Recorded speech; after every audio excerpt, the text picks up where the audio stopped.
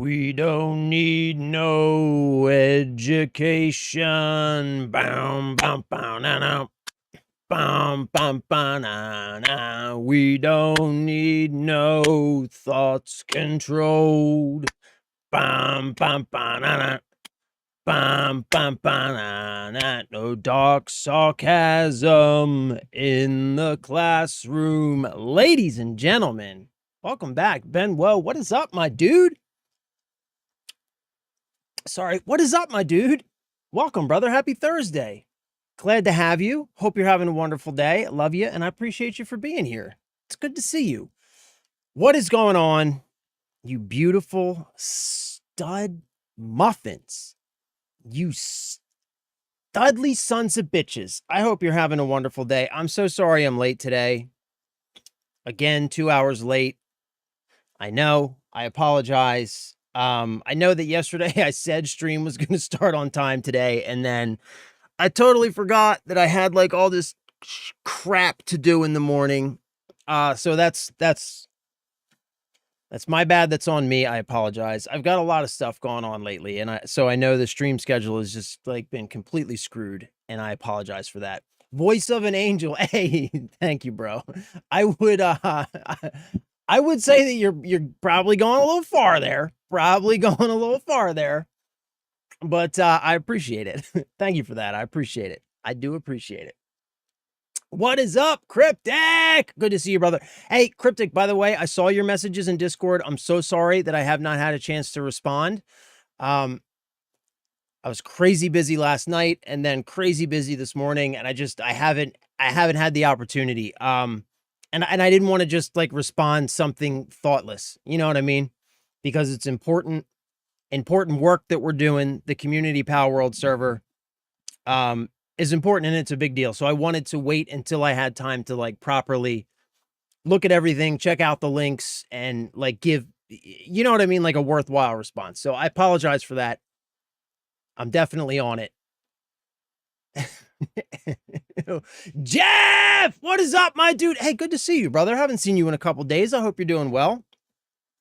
Happy Thursday. It's beautiful outside. I hope you're having a wonderful day. Life happens. Don't worry about it. Hey, thank you, Ben. I appreciate that, brother. I do. But you know what, man? Like I've said this before, and so I'll say it again. Like one, thank you. I appreciate that. But like on my end, right? I take your time very seriously. You know what I'm saying? Like, so like every time I turn on this camera and this microphone, essentially what I'm doing is I'm asking you for some of your time to come spend some of your time with me. That's what I'm asking you to do. And time is like being the only resource that we can't really make more of. And this is just my perspective, but being the resource that we can't really make more of, it's the most valuable one that we have. Right? So that's a pretty big request that I'm making. You know what I'm saying? It's a pretty big ask. I'm asking you to come spend time with me. And that's a pretty big request in my eyes. So I like to take that very, very seriously. And I don't take it lightly. And so when I put a schedule up, I try to make sure that I maintain that schedule. Like if I say that I'm going to be there, I'm going to be there. In case, you know what I mean? In case you check that schedule on either the Discord or you check it on the Twitch or whatever, you check that schedule and you're like, oh, okay, cool. Husk is going to be on at this time. I'm going to pop in, hang out, spend some time with him. And you do that and I don't show up. Well, I've just wasted your time. And I don't want to do that. You know what I'm saying? So I take it very seriously. So I do sincerely apologize. I did give some notice in the Discord server today, but again, it was very short notice. You know what I'm saying? Like I normally will at least try to the day before say, hey guys, probably going to be late tomorrow for whatever reason. And I didn't yesterday. I explicitly said at the end of the stream yesterday, I said, tomorrow's going to be a normal day. We're going to be on time. Everything's going to be great. And then I didn't show up. So, you know what I'm saying? So, you know what I mean? I feel bad about it, but thank you, brother. I appreciate you being gracious with me. I really do. Jeff, on time is relative. Stream doesn't start until Husk walks in. I mean, I guess technically that's true. Technically that's true. Hey, my wife and I were talking about you last night, by the way, Jeff. In a good way, but we were talking about you. Could care less, just wanted to give you everything wrapped up in an easy list. Yeah, I appreciate it, brother. But it is important though. It is important, man, because like I think that's like a really phenomenal idea. You know what I was doing last night? Hold on, I got a spider web right in front of this camera. So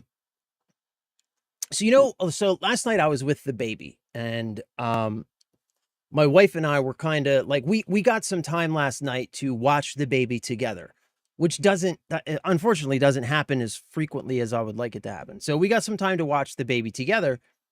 So we sat in the living room together, and for several days she's been trying to get me to watch Ludwig's Streamer University videos. So I guess he did like several days of classes at Streamer University, and she's been trying to get me to watch those. So we sat down last night together, we watched those videos, and we took care of the baby. And like, because I want to make this the best stream possible. I want to make this the best experience possible for everybody involved. I want it to be fun. I want it to be interesting. I want it to be worth your time. That's my biggest goal. The thing that, like, of all the things I want to accomplish on stream, the main thing I want to accomplish is I want it to be worth your time. If you decide to give me some of your time, I want it to be worth it. So we were watching this, and like one of my biggest takeaways that I got from the stuff that Ludwig was saying was that he was talking about like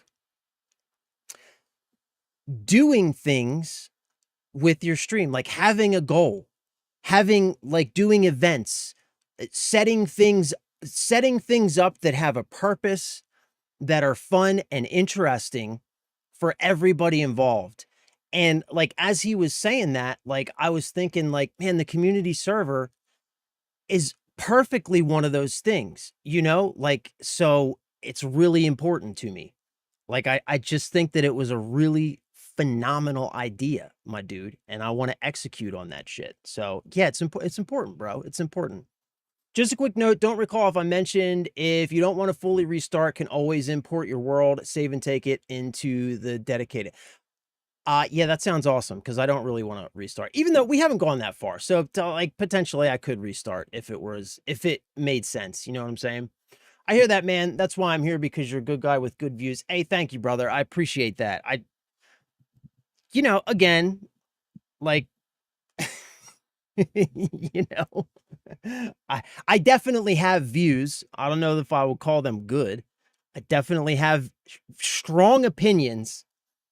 I have strong opinions, and I wear my emotions right on my chest. I'm an emotional guy. I am prone to emotional outbursts, but I do appreciate that, brother. I really, really do. I try my best.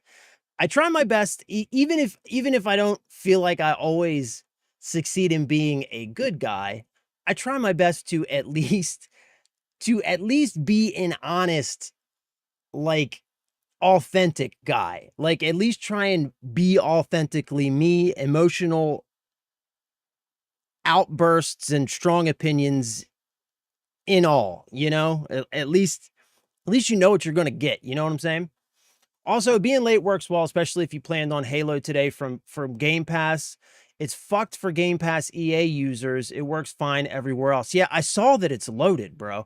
I didn't even know that are we getting early access? Like, as soon as I opened up my thing, I saw that it finished installing, and it says we can play it. Like, are we getting early access for Game Pass? Is that what's going? I had no idea that was even happening. Spider Husk, bro. I just turned on all my lights and stuff. So I'm in a shed, right? So, like, some quick background. I'll give you a quick lore drop here, right? So I of course live with my wife and our child, and my wife is from Russia. So like about 3 years ago, we got her her mom and her little brother. We got them from Russia, and they now live with us. Since that time, slowly but progressively over time, they have taken over my house, and I have slowly been pushed out of the house. So right now we are literally inside of a 10 by 18 wooden shed that I had built in my backyard. This office used to be in my basement, in my house. I have been kicked out of my house and moved into a 10 by 18 shed, which is actually kind of dope. But problem is, being a shed, sometimes there are a lot of bugs in here. So I went to go turn my lights on today, and I have a light right here. You can't see it, it's off camera. But I have a light right there. I went to go hit the button, bro, to turn the light on, and I put my hand through a giant, thick fucking spider web. Like, sometimes I will walk in here, and overnight, and this creeps me out just talking about it because they're in here somewhere. Overnight, the spiders will have built giant webs that just stretch across the entirety of the shed. It's 10 foot by 18 foot. So they will span the entire 10-foot freaking span of the shed, bro, and build these giant fucking webs. And I will walk in here and walk right through them, and it freaks me out because I can't see them. It's daytime and they're hiding, but I know that they're here. They are in here somewhere, and it flips me out, dude. It flips me out. Love the passion. Thank you, brother. EA for premium only. You need to purchase the $20 upgrade if you have Game Pass. Really? Let's try and launch this bitch and see what happens. Halo Campaign Evolved is not yet available. Is not available to play yet. Check the Xbox app for launch date. Motherfucker. So how do we play it today? We need EA Premium. Is that another thing that I got to buy?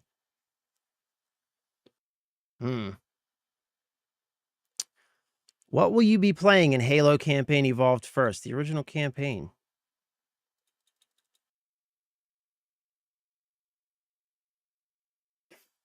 Yeah, I think we'll just wait, dude. I'm not paying. I ain't got that kind of money. I'm not paying. I mean, what do we got? 3, 4 days? 4 days, 5 days, 4.5. Well, 4 and 3/4 days. Yeah, I can wait. I'm not paying. So what? Okay, hold on. So installed. All right, where's the early access? What do we got to do for early access? I mean, it would be nice to be playing today.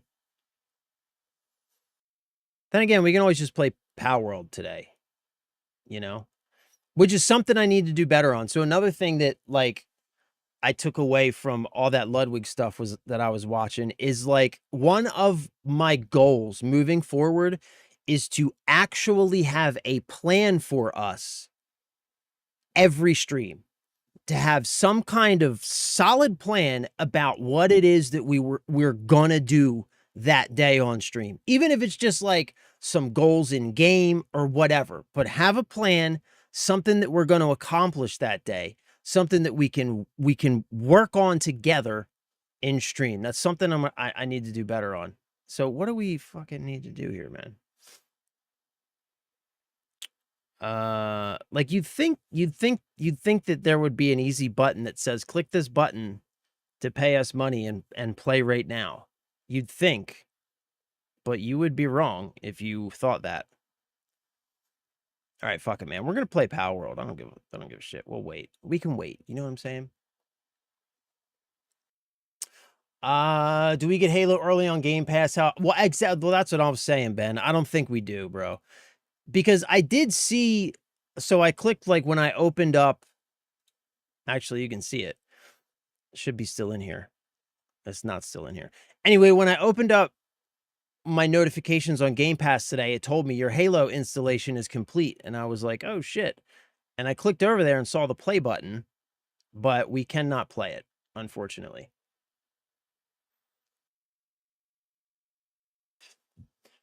Dude, the spiders are real around here, bro. Terminator! What is up, my dude? Don't pay it. I watched so much Ludwig in his streamer course. Bro, some good information there, right? Ludwig's like, I don't know, man. Like, for the most, like, it's gonna sound like such shit saying this, but I think it's true, and you'll probably agree with me. Most streamers, especially the big streamers, like when it comes to like getting any kind of like useful, real, like most of them are just clowns. I'm just gonna say it, right? Most of them are just clowns. Some of them in a good way, like Peanut's funny, but he's a clown. You know what I mean? You're not getting anything worthwhile out of him. Ludwig is like one of those exceptions, man. Like that guy, he's I don't know, man. He's just like down to earth, and I don't know. Like I watched a good bit of him, and like I always seem like I get useful stuff from him, especially when he's talking about streaming or making content or whatever. He's like one of the few that offers like really good, well thought out, logical information for people who are trying to make content. Like it seems like he's genuinely trying to be helpful. That Streamer U stuff was good, man. It was really good. He repeated himself a lot, but there's some good info in there. Oh, EA or equals early access. It's included only in the premium edition. Oh, so we would need to buy the premium edition. Halo Campaign Evolved Premium Edition, $69.99. Games included Halo Campaign Evolved, Armory Pack.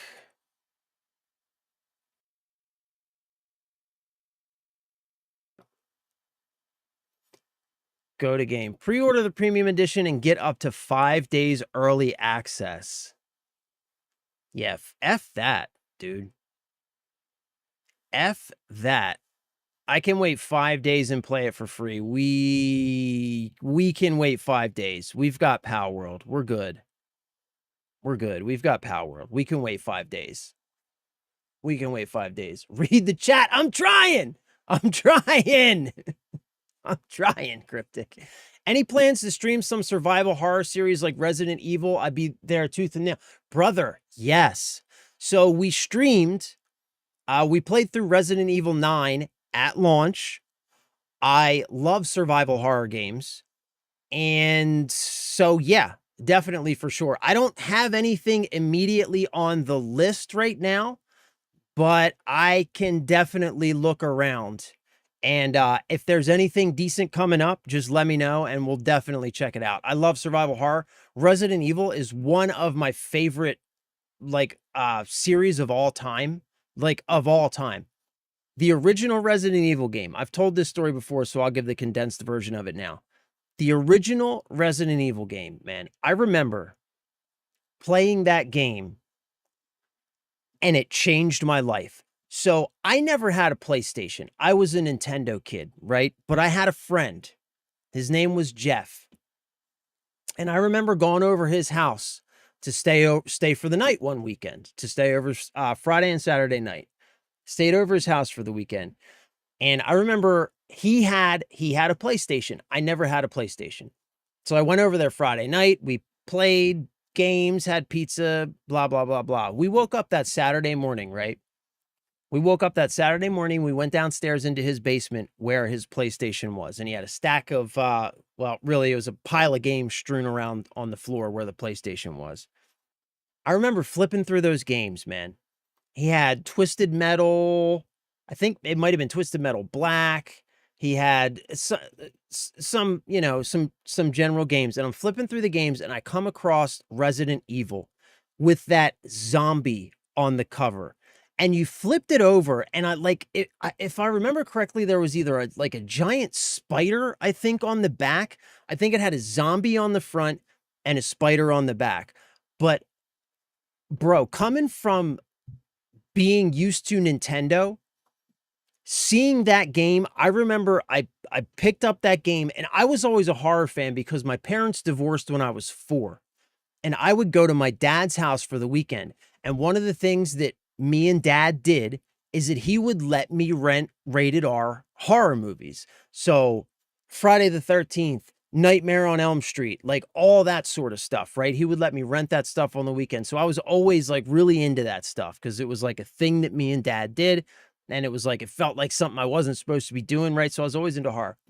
And I saw this cover, man, with this zombie on the front. And I was like, oh my God, can we play this?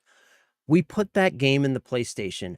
I did not get up from that PlayStation until that game was finished, and it changed my life. Changed my entire perception of what I thought a video game could be. I had never experienced anything like that before. It changed everything that I thought about games. Suddenly, like, games weren't just Zelda or Mario, they were like interactive horror movies. It was puzzles to solve, and it was survival, and it was just all of these things that I had never experienced before. Changed my life, changed my perception of what I thought games could even be. So yeah, bro, I love Resident Evil, and we absolutely play some survival horror on stream. We tend to just follow, honestly, we tend to just follow the bliss, man. You know what I mean? We just do what makes us happy here. That's sort of the whole thing. You know what I'm saying? We just do whatever looks fun and interesting. That's what we do. If you have Game Pass, they have a $20 upgrade to premium which grants you early access starting today at 9 p.m. Pacific time. Standard starts next week, Tuesday. Yeah, I think we're going to wait, man. I don't know. What happens if I do? Yeah, see, I've got Game Pass Premium, but it's still telling me it's $70.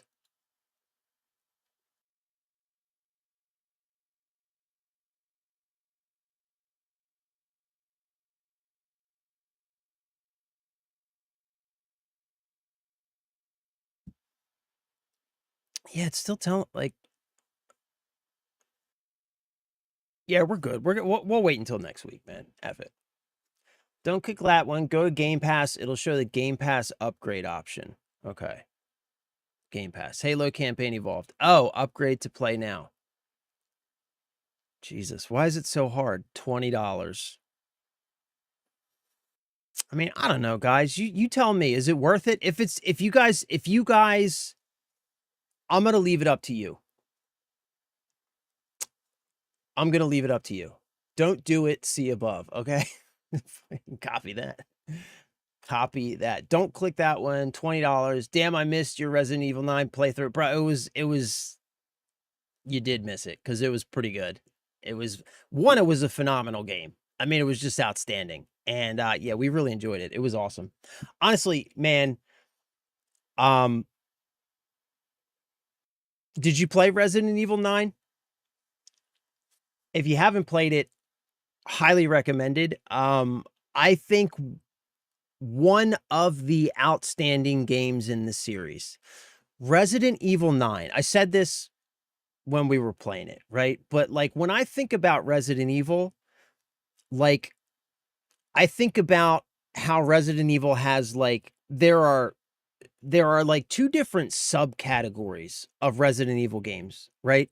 We have classic Resident Evil, which is more of the slow, methodical, resource management, survival, horror type thing, right? Where you always like you feel vulnerable all of the time. You're always just trying to scrounge for and manage resources so that you can stay alive. And that's sort of the gameplay loop. And then we have modern Resident Evil, which kind of started with, I think, like Resident Evil 4, where it's more of an action horror type game where you've got way more resources, you've got melee weapons, and you've got all types of different guns, and you're just sort of like kicking ass. And they're two very completely different experiences, right? And like up to this point, it's kind of been like you sort of get one or the other in a Resident Evil game, right? Resident Evil 9 to me felt like the perfected formula where you get to swap back and forth between those two gameplay styles. so that like just when you're like getting to the point with what was her name? I want to say Claire. It wasn't Claire.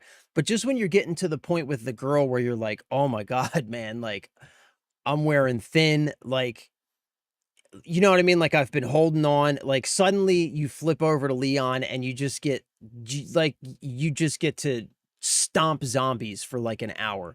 And it's like this perfect combination of those two play styles that just creates in my mind the perfect Resident Evil experience. It takes everything that all of the best parts of both of those play styles and it puts them together in a perfectly balanced, refined experience that was just, I mean, outstanding from beginning to end. I enjoyed every second of that game.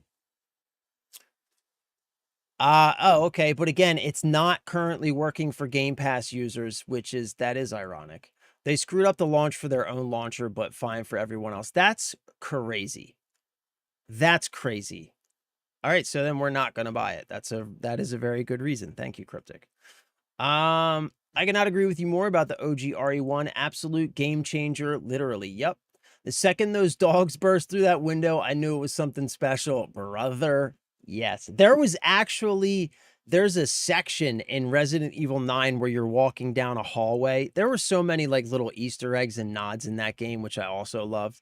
But there was a section when I think we were still in the asylum or whatever, where like you're walking down a hallway and I was like, wait, this is the dog hallway. Like it wasn't, but it was designed and the camera angle and everything was designed to evoke that dog hallway. And if you've never played the original game, it would have meant nothing. But if you had played the original game, it was just like a perfect little nod to just like kind of stir up that memory. They did such a good job, man. You can get the OG 1 to 3 on PS5 Pro now with upscaling and quick saves. Yeah, I've got so I've got the upgraded, like the remastered version of 1 on my Nintendo Switch, and I have 2 and 3 on my Xbox. They're fantastic. They're fantastic. I'd love to see you play it, but I don't think it's worth the $20. Let's wait it out until the free version. Yeah, especially if it doesn't work. Like if it worked and you guys wanted to do it, we could totally do it, but apparently it doesn't work. So we couldn't do it if we wanted to. I'm obsessed with Resident Evil, played and own every single version of each game, could not get enough of that game loop. No other series come close to how good it is. I agree, man. I do agree. Like I like survival horror in general. Like I'll play a lot of different survival horror games, and I love the genre in general. But yeah, nobody does it quite like Resident Evil, you know? They kind of invented the formula, and they've always been the best at it. I will say, though, that the original Silent Hill games on the PS1 were pretty damn good.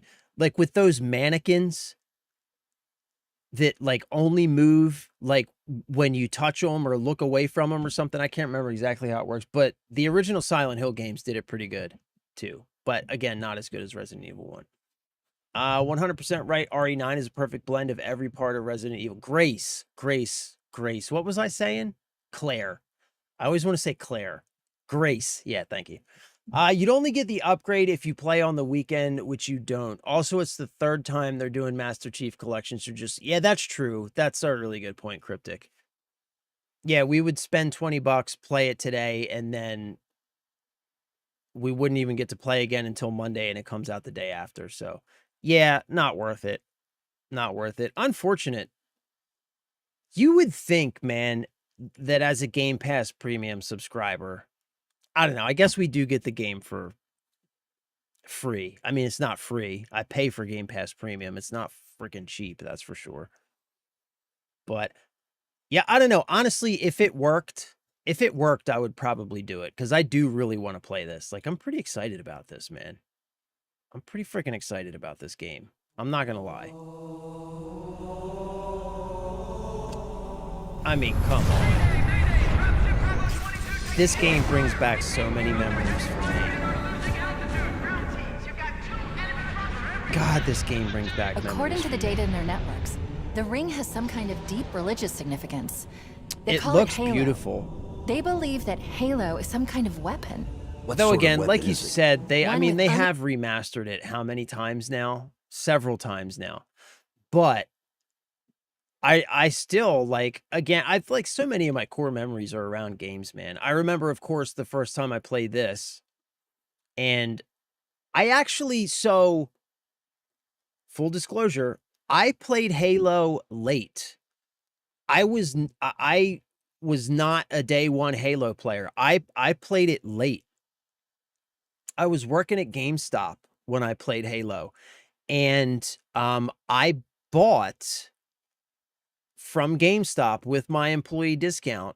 I bought a used Xbox, regular Xbox, and a copy of Halo. And I remember sitting on the floor in front of the TV. I still had a big CRT TV at the time. Had the Xbox hooked up, putting that original Halo in. And when that menu comes up, it was just with that music. It was like, oh my God, what are we about to get into? And then playing that game again is another game, man, that just sort of defines the genre. Not or it pushed first person shooters forward by leaps and bounds. Also, wasn't the original Halo one of the first games to do bump mapping on the console? Weren't they one of the first to do that? Which is why the original Halo looked so good at the time, because they did bump mapping, which nobody else was doing on consoles at the time. Everybody was doing flat textures, and Bungie did actual bump mapping for the original Halo, which is why it looked so far advanced as opposed to everything else. OG Silent Hill, my favorite. I can't get behind the current gen versions. It doesn't grab my attention. Yeah, I've heard like really nothing good about, what is it, Silent Hill F, the newer games in general, man. I'm not even bothering with them. The way Silent Hill 1 put the fog in for draw distance, and then it turned out to be the very making of the series, is just brilliant. I know, man. I know. That's like the genius and creativity of those old school developers, man. Like, it's kind of wild. Like, developers these days have access to such powerful machines and so much technology that it's like they can do anything, but they just don't seem to have the hunger and the, like, that juice, that special sauce that some of those old developers had, where you have like Silent Hill's a great example of a series where they turned technical limitations of the hardware at the time into a defining gameplay element. Which is amazing. I mean, it's just incredible, man. It's incredible. I've seen some reviews are already calling it the Disney live action release of Halo. No, no, no, no. Yeah, Halo was a console seller, bro. Most excited I've been about Halo for a long time. Yeah, me too, actually. Me too. I don't know why I'm so stoked about this one, because they have redone Halo several times. I don't know why I'm so excited about this one, man. Maybe because it's just the original campaign. Like, it's just this very simple, you know what I mean? Like, maybe that's what it is, because I've got the Master Chief Collection. Like, I've got all that stuff. Like, I could play Halo again right now if I wanted to. I could play any one of them again right now, you know? I've got all that stuff, but I don't know, something about this one, it is really exciting, man. I don't quite understand what it is, honestly. I don't know. I don't know why. But yeah, I'm stoked about this one too, man. I don't understand why. Maybe it's because what is it, Halo Studios or whatever they're called now? They finally realized that they just don't have what it takes to make a great Halo game, so they were like, fuck it, we'll just re-release the one that started it all because we know that's good. Maybe that's what it is. They finally conceded that they can't hold a candle to the original Bungie developers. Maybe that's what it is. I don't know. I don't know what it is, man. Last Halo launch was the first Halo. I just gave up because of the delays around co-op campaign when it was their main advertised feature. I know, man. I know that was a shit show, dude. I think another reason is them going back to basics and remembering what made it great in the first place. Yeah, I think so too, man. I think it's because it's just very simple. It's just we're just going to remake the campaign using, you know, all of the best current technology we have. So we're just not going to touch that experience. We're going to give you that experience, but we're just going to make it look better and you know, play smoother. Yeah, I think that's a lot of it, man. Because there isn't a whole bunch of stuff being tacked onto it. Like none of that. It's just very simple, very focused, just that original campaign. And the opportunity to play it sort of through fresh eyes, if that makes sense, right? With the upgrade to Unreal Engine and everything that comes with that. It's just the opportunity to experience that through fresh eyes. I think that is what's so exciting about it. I think if they had added a bunch of stuff to it, I probably wouldn't be as stoked on it as I am now. You know what I'm saying? Like I would still play it, but I think if they'd added a bunch of stuff to it, I would not be nearly as stoked on it as I am now. Bad all, what is up, my dude? Sorry for no show. Hey, brother, no. No, no, no, no, no, no, no, no, no, no, no, no, no, no. Thank you for being here, bro. Like, never do I expect you to give me your time. But when you do decide to spend some of your time with me, I appreciate it, bro. So thank you for being here, brother. It is fantastic to see you at a Seer event with my daughter today. She's learning basic survival at Rucker. Fuck yeah, my dude, bro. I told my dad about you last night, by the way, just FYI. I told my dad about you last night. He was pumped. He was like, holy shit, really? I was like, yep, yep. That guy, I know that guy. Yeah, he was stoked. Have access to all the tech out there, and they picked Unreal. I mean, don't get me started. All right, let's just not even get started. I mean, look, man. We have seen that it is possible to create something decent with Unreal. It just takes, you know, it takes work. I think the biggest problem with Unreal is that a lot of developers just use it as a shortcut, especially AAA developers, right? Because they're trying to cram as much in as quickly as possible, and they just kind of use it as a shortcut. And so we end up with these unoptimized, not great experiences. Would I have liked to have seen them create a custom engine that is designed to deliver the Halo experience? Abso-frickin-lutely. Do I think Halo Studios is capable of that? No, I don't. No, I don't. I don't think that studio is capable of that. I just don't. I just don't. Like, they're not a Pearl Abyss, right? They're not a Capcom. Like, they ain't pulling that shit off, bro. You know what I'm saying? OG Halo / Bungie was a phenom moment that will never be recreated in the industry ever again. I agree. First console FPS that exploded on the scene. Yeah. And we were just talking about this a second ago. Wasn't it also like it was either the first or one of the first console games to ever use bump mapping? Remember? Like that was a really big, I'm sorry, I'm picking my nose here, but I got like allergies, man, and it's itching.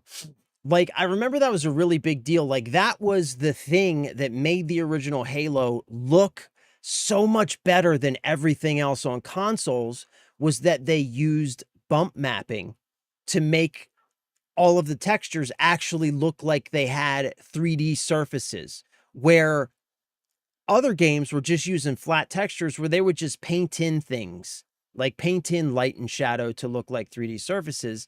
Halo used actual bump mapping, which was a really big deal at the time.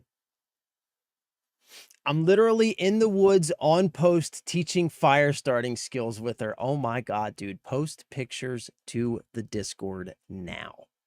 My dude, if you are, I don't know if you got into the Discord yet, but if you're in the Discord, we need pictures. We absolutely need pictures, my guy.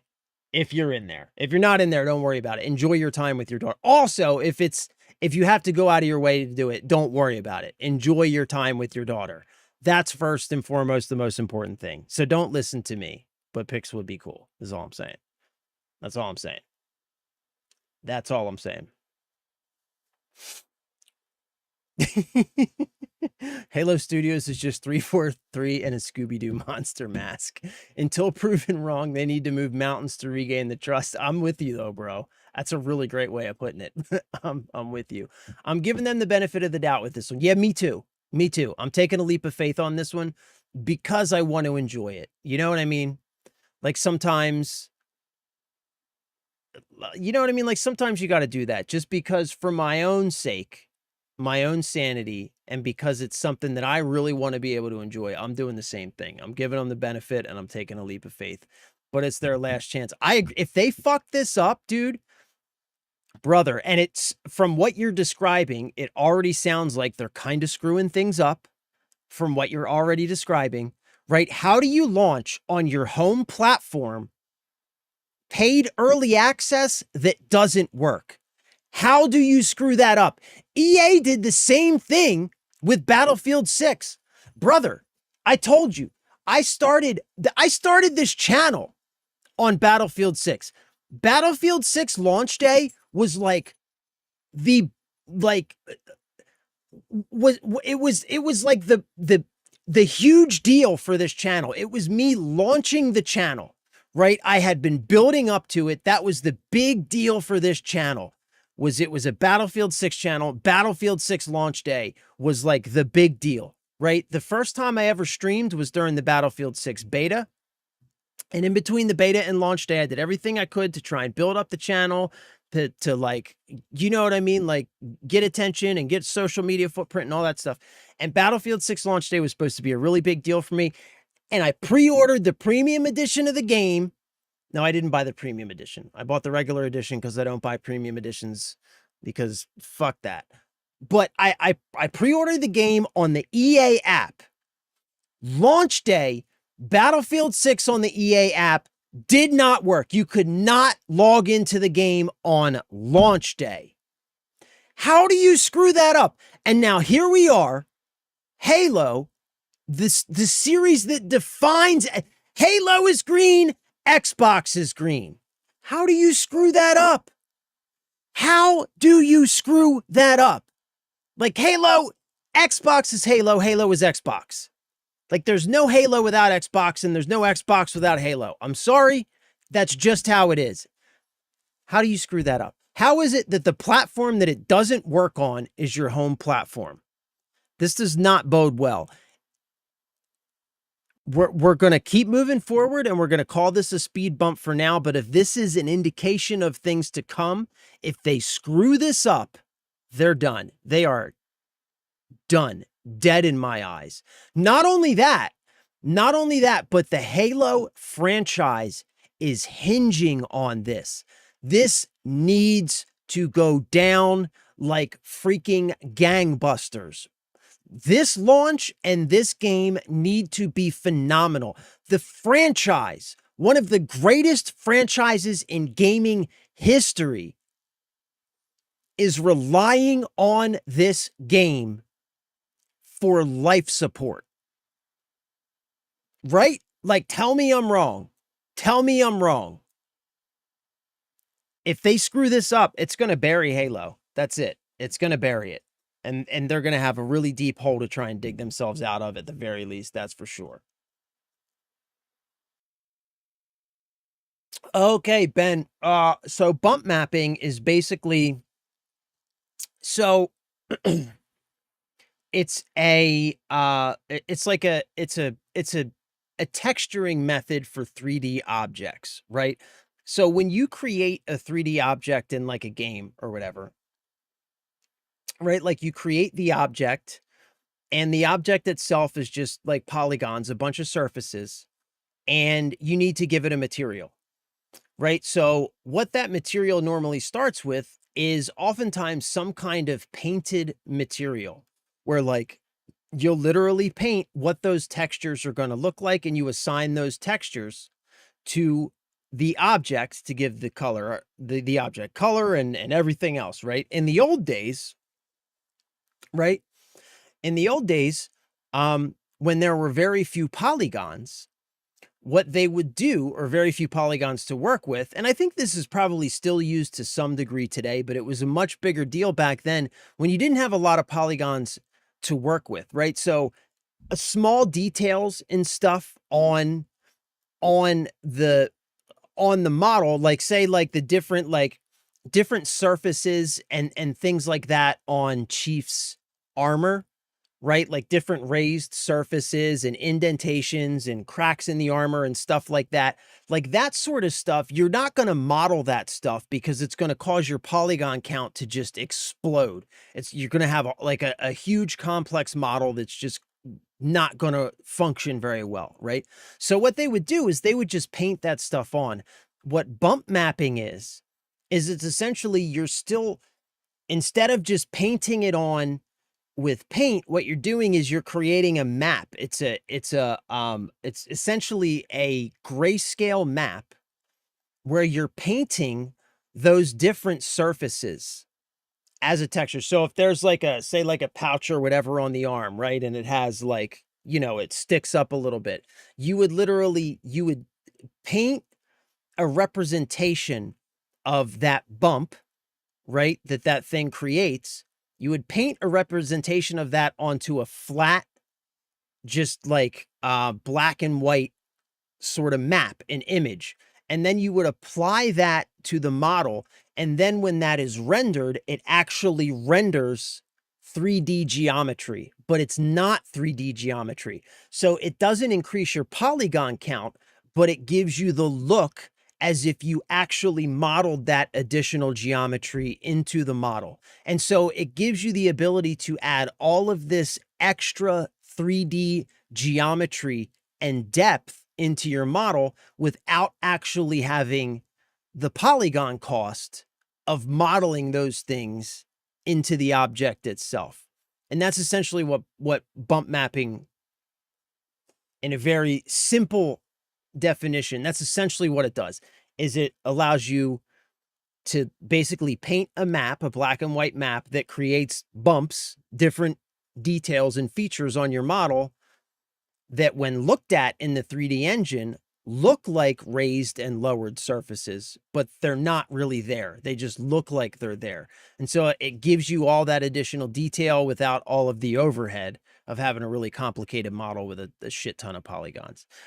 And it was revolutionary stuff back then. And they were doing it on PC, but nobody was doing it on console. Consoles just, like if you look at other games from around that time and you look at the textures, it's essentially very simple models with painted textures.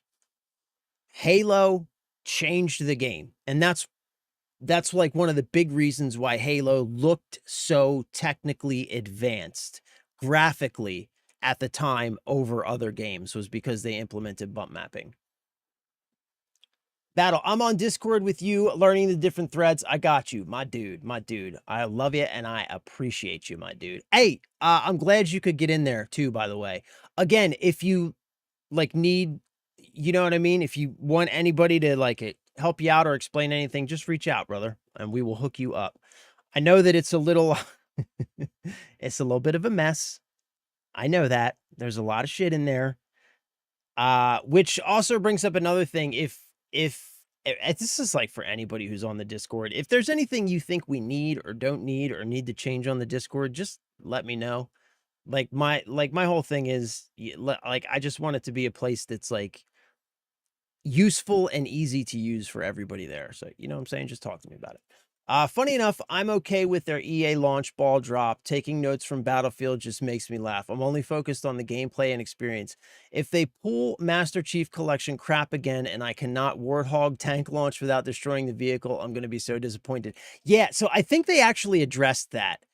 And they said that all of that stuff is going to be in the game. Like everything from the original game in terms of like the physics and all this weird stuff you could do is supposed to be there. is supposed to be there. That's what they said anyway. I mean, we'll see. We'll see. Battlefield 6 was such a freaking letdown. You were not kidding about that, brother. EA just shredding the franchise again. Dudes leave, open embark, falling on their faces with our... I know, bro, the irony of that battle is like, is almost too much. Like, first and foremost, the ball drop with Battlefield 6 needs to be studied. I don't know how. I don't know how it's possible to, as a studio, somehow manage to get universal community support and enthusiasm behind your game. One of the biggest game launches in history. The entire gaming community is actively telling you we want this game to succeed. We want to teach Call of Duty a lesson. We need competition in the FPS space. We want this game to succeed. We are here for you. We are going to do our part. All you have to do is deliver a good experience and deliver what we're asking for. That's all they had to do. How they managed to screw that up so monumentally, it needs to be studied, bro. Like, it needs to be studied. By season 1, the entire lead up to the game, the entire ad campaign was about how Battlefield 6 was going to be grounded. None of that crazy cosmetic stuff that you see in COD. No, Battlefield 6 is going to be grounded. Season 1, like the first event we got, added fucking Red Bull skins into the game. Like, how do you... Executive vampires, my dude. Executive vampires is exactly how that happens. They say, oh yeah, we know that we told the community this. We know that they showed up for us at launch and invested heavily into the game.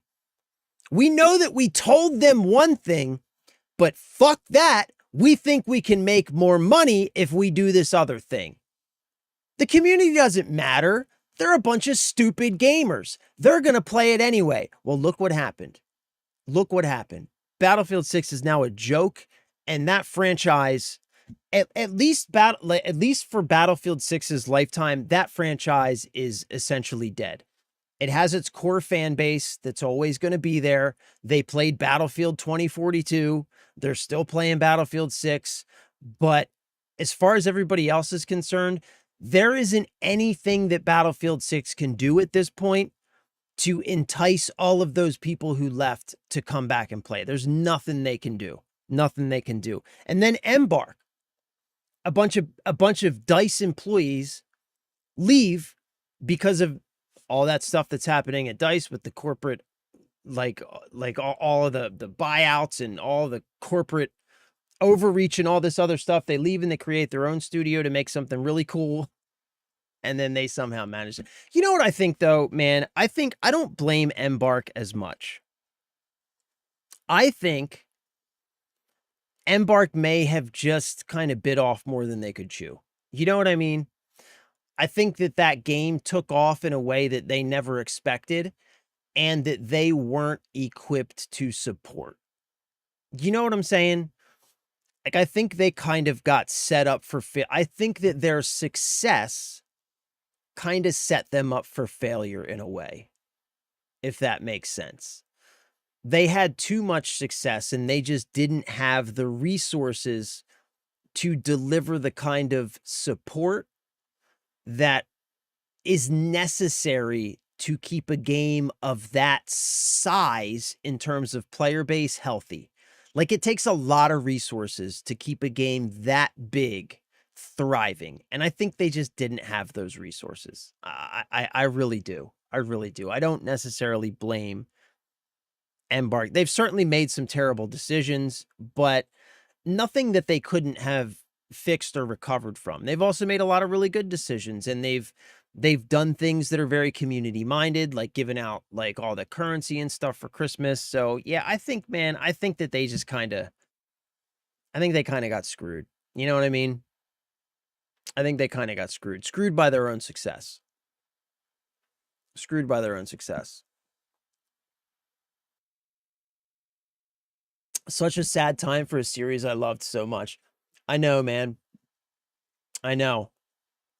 For a lot of series, man, it's a lot of the series that we grew up with, have loved, and have kind of like defined, at least for me personally, I'll say defined entire periods of my life. Like, I've said it before and I'll say it again. Most of my core memories, you know what I mean, are around video games. That's why when I tell these stories, like, I remember the first time I did this, or I remember playing this, like, these are core memories, right?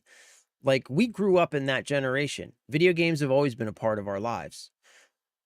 And like these series that we grew up with, a lot of what happened is they just got too big and too successful for their own good. And when that happens, the executive vampires come in and they just start draining the life out of these beautiful, amazing franchises that created experiences that were like nothing we had ever seen before. And they just get milked and milked and milked until they're just Battlefield 6. You know what I mean? Battlefield 6. Speaking of Red Bull skins, Black Flag, shut up. No, it didn't. Did it really? Shut up, dude. Shut the fuck up. Shut the front door, bro. Hold on, man. No. No. Why? Why? Red Bull sales. Oh my God, it's auto completing. Oh my God.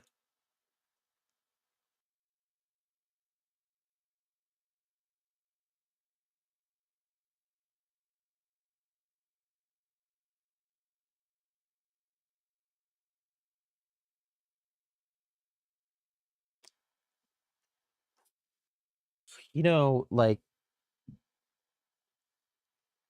and normally I would be very upset about something like this, you know? Normally I would probably start screaming and flailing my arms and, you know, getting all bent out of shape about it, but all I'm going to say is, of course, of course, of course Ubisoft has a Red Bull sale in a fucking pirate game. Of course they do. Of course they do. They sell resource packs in the store. $5, you can get all the resources you need. Who needs to play the game when you can spend money? Who needs to play the game when you can spend money? Fuck that. Play the game. Who's got time for that? Who's got time to uncover their own map? Just buy the map pack. We don't care about the gameplay. We're not selling you a game. This is just a delivery service for our store. Silly? Of course. Of course.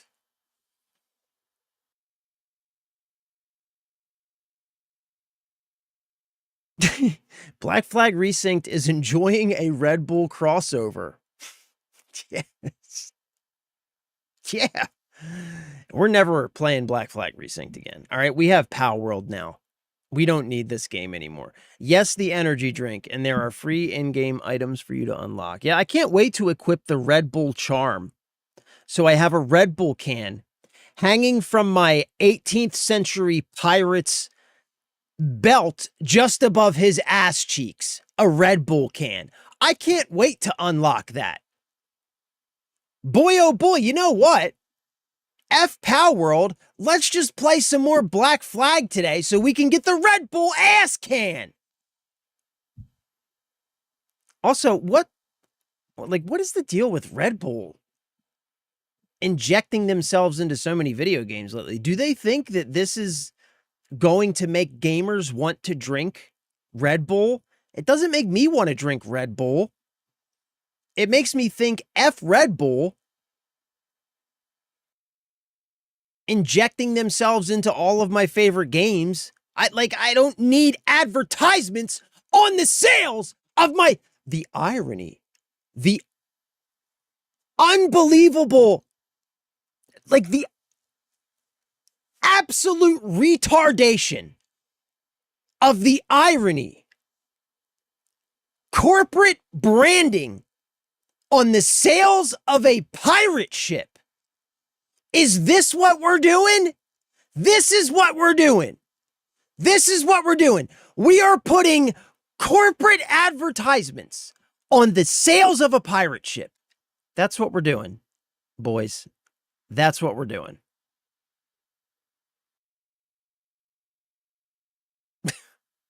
This is so stupid. This is...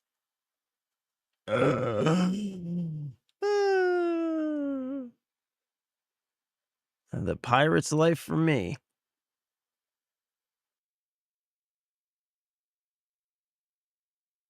I mean, the irony, like, it really is. You know what? Like, in some ways, it's actually kind of brilliant. In some, look at this. You got the Jolly Roger. I've got the Jolly Roger flying atop corporate advertisement.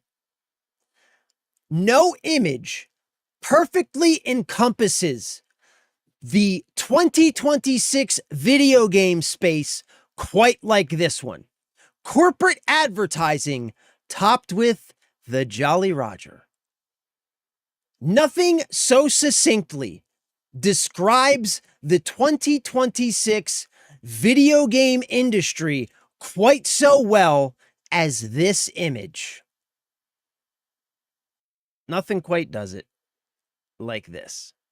It's perfect in a lot of ways. I mean, really it is. It's perfect in a lot of ways. It's absolutely perfect, bro. Honestly, I love it. I do. I love it. I take back everything I said. I love it. I support it. I support the tits out of it. Freaking sweet, man. Freaking sweet. Shut up. And this Halo is receiving a Fanta skin. Orange Master Chief. Don't you wanna Fanta? Don't you wanna Fanta? I really wish I could describe you in detail everything that took place with Embark and how they became a thing. It was so inspiring what they tried to do, and it turned into a cash grab. Yeah, you know what? I don't actually know the story of Embark. So all I know about Embark Battle is kind of like the surface stuff. I know that they were ex-DICE employees, right? They were a bunch of like speaking of Battlefield, by the way, just like real quick, if I can just say, man, Battlefield 3. So I've always been a console gamer, right? I've told you guys this before. I was always a console gamer. Battlefield 3 was the first game that I actually literally built a gaming PC for. Like, I was so into Battlefield that I moved platforms because everybody said that Battlefield was a game best played on PC. Battlefield was developed for PC, and if you wanted the best experience, you play Battlefield on PC. And I was such a huge Battlefield fan that I literally built my first gaming PC explicitly to play Battlefield. Battlefield 3. Which was an amazing game, by the way. Amazing game. How a company goes from that to Battlefield 6 is... I would say that I don't understand how that happens, but I do. I do. But it's just like, it's frustrating. You know, it makes me sad. It makes me sad. It does. It makes me sad. It makes me sad. And that's why I say, man, that's why I say these executive vampires, they sit at the top of everything. It's not just the gaming industry, right? Like, they sit at the top of everything now. In the government, right? It starts with the government. The government's like the head vampires. And then it just goes out to all of the industries from there, right? They've ruined everything. And like, I feel like the only way to fix it is to just somehow excise that entire class of people from industry. You know what I mean? Like,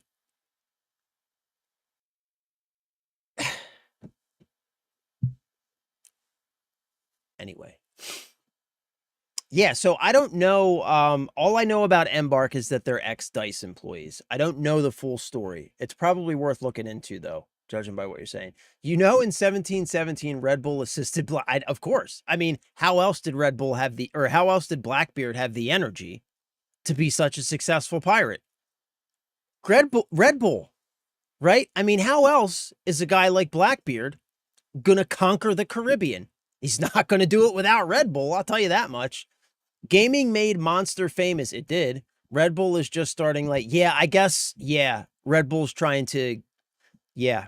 Yeah, Red Bull's trying to get a share of that energy drink market that Monster's been so successful in, right? The gaming market.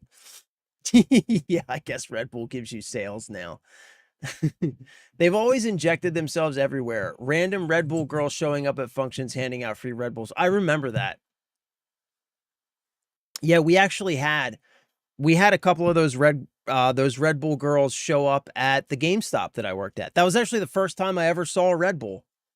A couple of attractive college age girls walked into the GameStop and gave us a bunch of free cans of Red Bull. That was the first time I ever had Red Bull. Yep, I remember that. There's the passion. Man, I try and stay calm. So look, all right, we don't have a ton of time today, unfortunately, because I started late. But there's a couple things I want to show you. Actually, I think I'm probably not going to show you much. I'm going to show you at least one thing, though. Two things, maybe. So first and foremost, right, we've talked about this before, and I know that you guys are aware.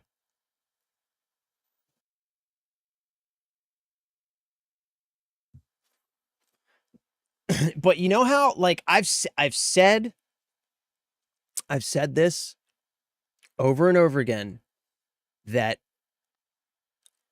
what's happening with hardware and components, this AI bubble and the strain that it is putting on the personal computing industry in terms of access to components, is not going anywhere anytime soon, and it's going to get worse before it gets better.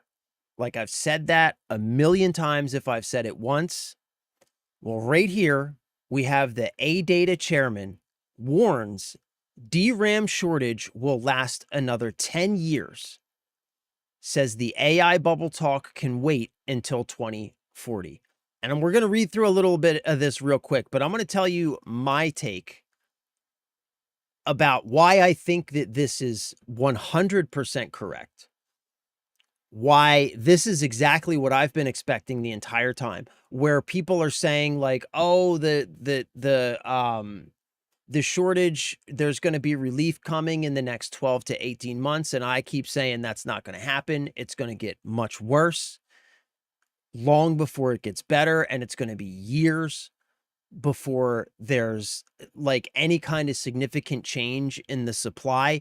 It's going to be so long and it's going to get so bad that by the time supply normalizes again, when it comes to things like RAM and solid state storage and all that stuff, by the time that normalizes again, they are going to have driven prices up so much, we are never going to see affordable computer components again. Like right now, what we are witnessing is the end of DIY, like enthusiast PC building as an accessible hobby for the average person. By the time all of this is over, building your own rig is going to be something that's only going to be accessible to the people who have the greatest amounts of disposable income. And it's intentional. It's on purpose. And when he says that this AI bubble talk can wait until 2040, I think he's 100% correct. And the reason why is because we've talked about this before too. This AI infrastructure that's being built, all of these trillions of dollars that are being poured into this AI infrastructure, it has nothing to do with creating consumer products. ChatGPT is simply the public-facing front for what all of this really is. And it's the reason all of the governments are there to make sure that this bubble that has zero consumer demand, there is not a profit windfall on the other side of this for the AI companies. There is no product that the public wants to buy.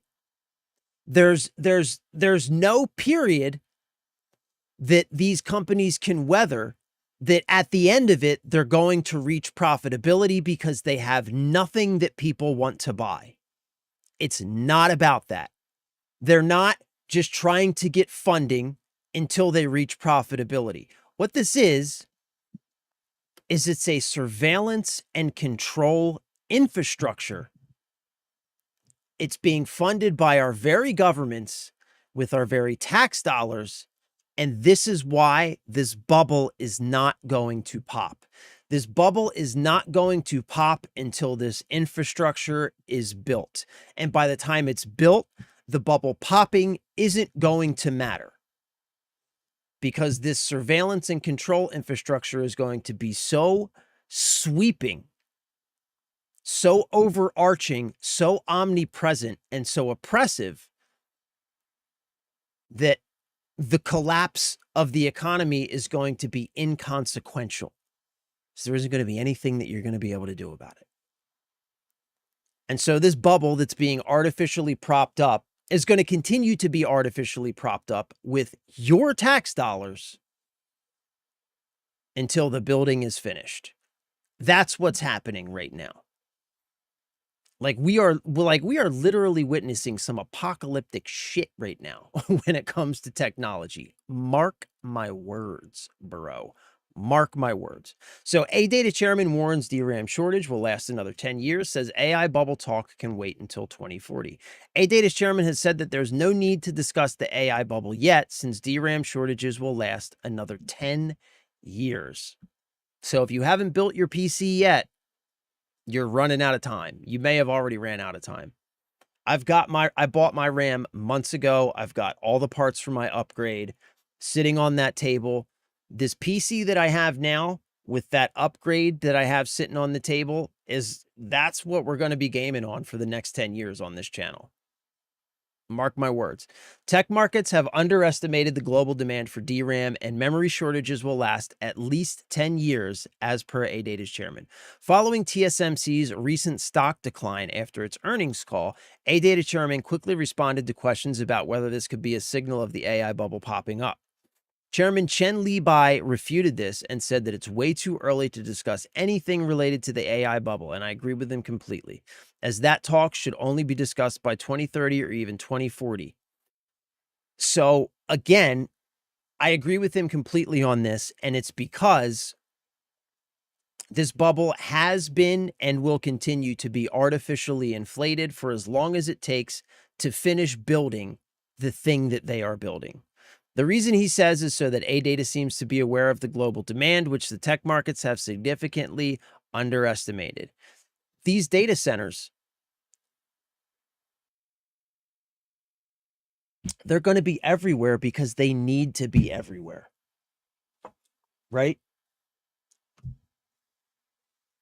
They're going to be everywhere because they need to be everywhere.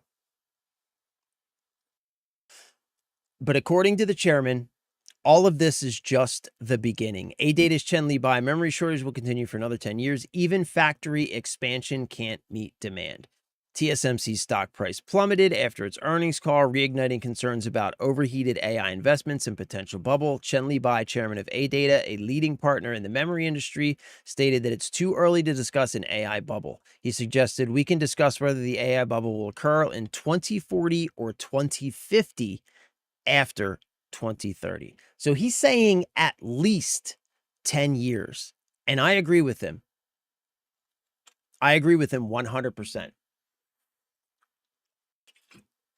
Yeah, the chip shortage will never get better. They are enjoying the higher profit margins and will never let that grow. Agreed. Agreed. They have no reason to.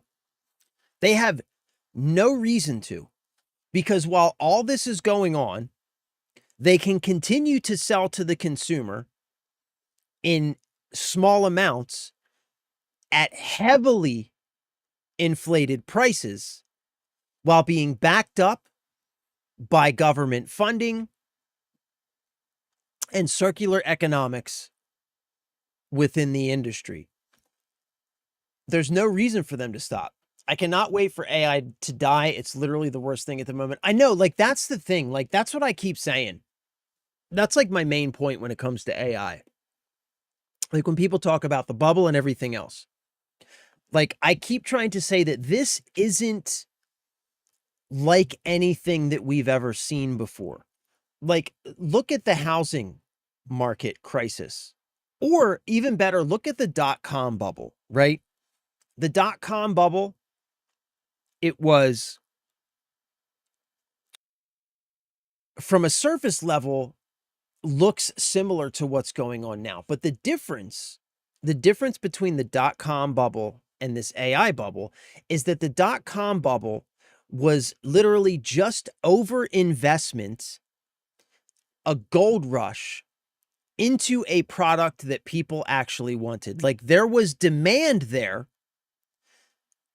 There was demand there, but not unlimited demand, right? And so they behaved as if the demand was unlimited until they got to a point where there's a bunch of excess supply left over, and that's when the bubble pops, right?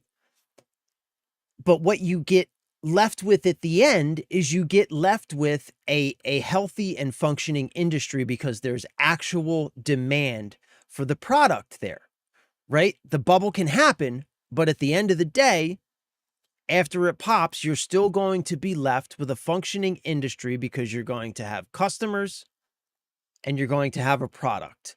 With AI, there's no product. There's nothing that people want. There's nothing that AI is offering that people want to buy. It's being shoved into everything, being forced into all of these different areas, but that's simply an excuse, a smokescreen to make AI look as if there is some viable product there that people actually want and need to use. But all of it's artificial. All of it is artificial. When it comes to the general public, there's no demand for AI. Everybody hates it. Nobody wants it. So if that's the case, why is there so much money being invested in it? Is the question that you need to be asking yourself. Why? Why are governments getting behind this if nobody wants it? What are they planning to do with it? To me, it's obvious. They're planning to do what they've always wanted to do with technology, what they're already doing with technology. Use it as a tool by which they can monitor and control you and me. And that's what AI is all about. That's what AI is good at. That's where AI is powerful. It's good at keeping track of everything you say and do, everywhere you go, and then leveraging that information against you. That is what AI is really good at.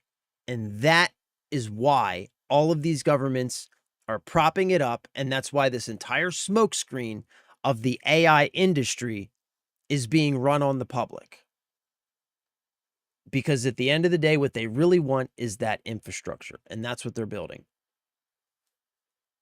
Some other stuff real quick. I want to jump into this game. I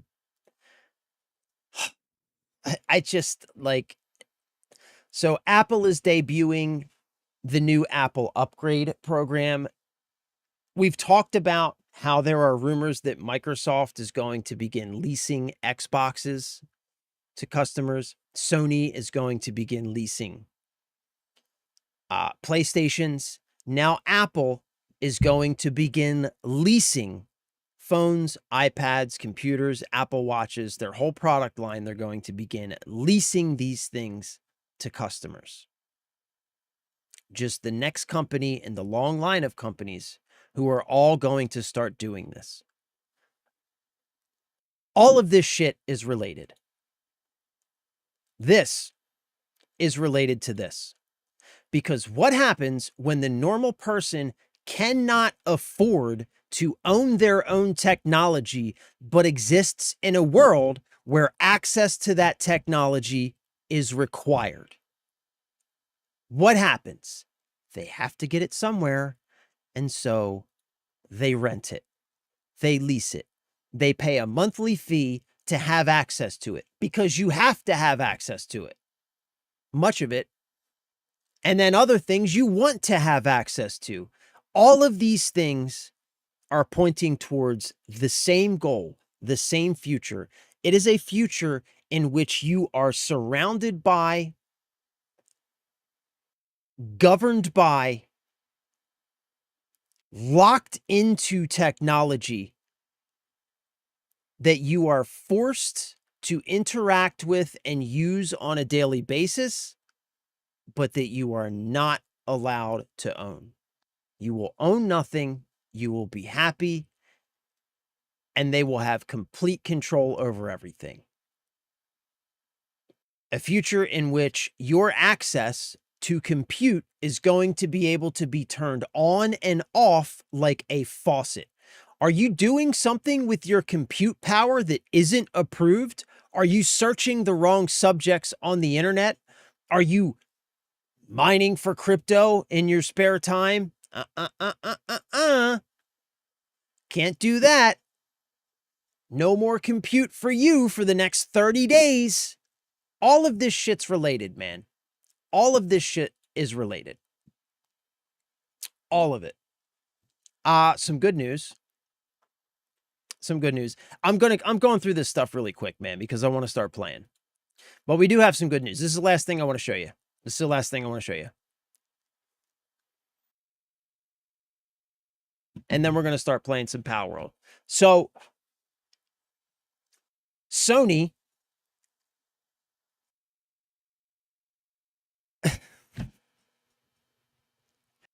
has zero respect for its customers. Sony thinks that you are a big, dumb, mindless piggy bank that exists only for them to squeeze and extract money from. That's what Sony thinks of you. They are taking away, completely removing ownership from the PlayStation platform.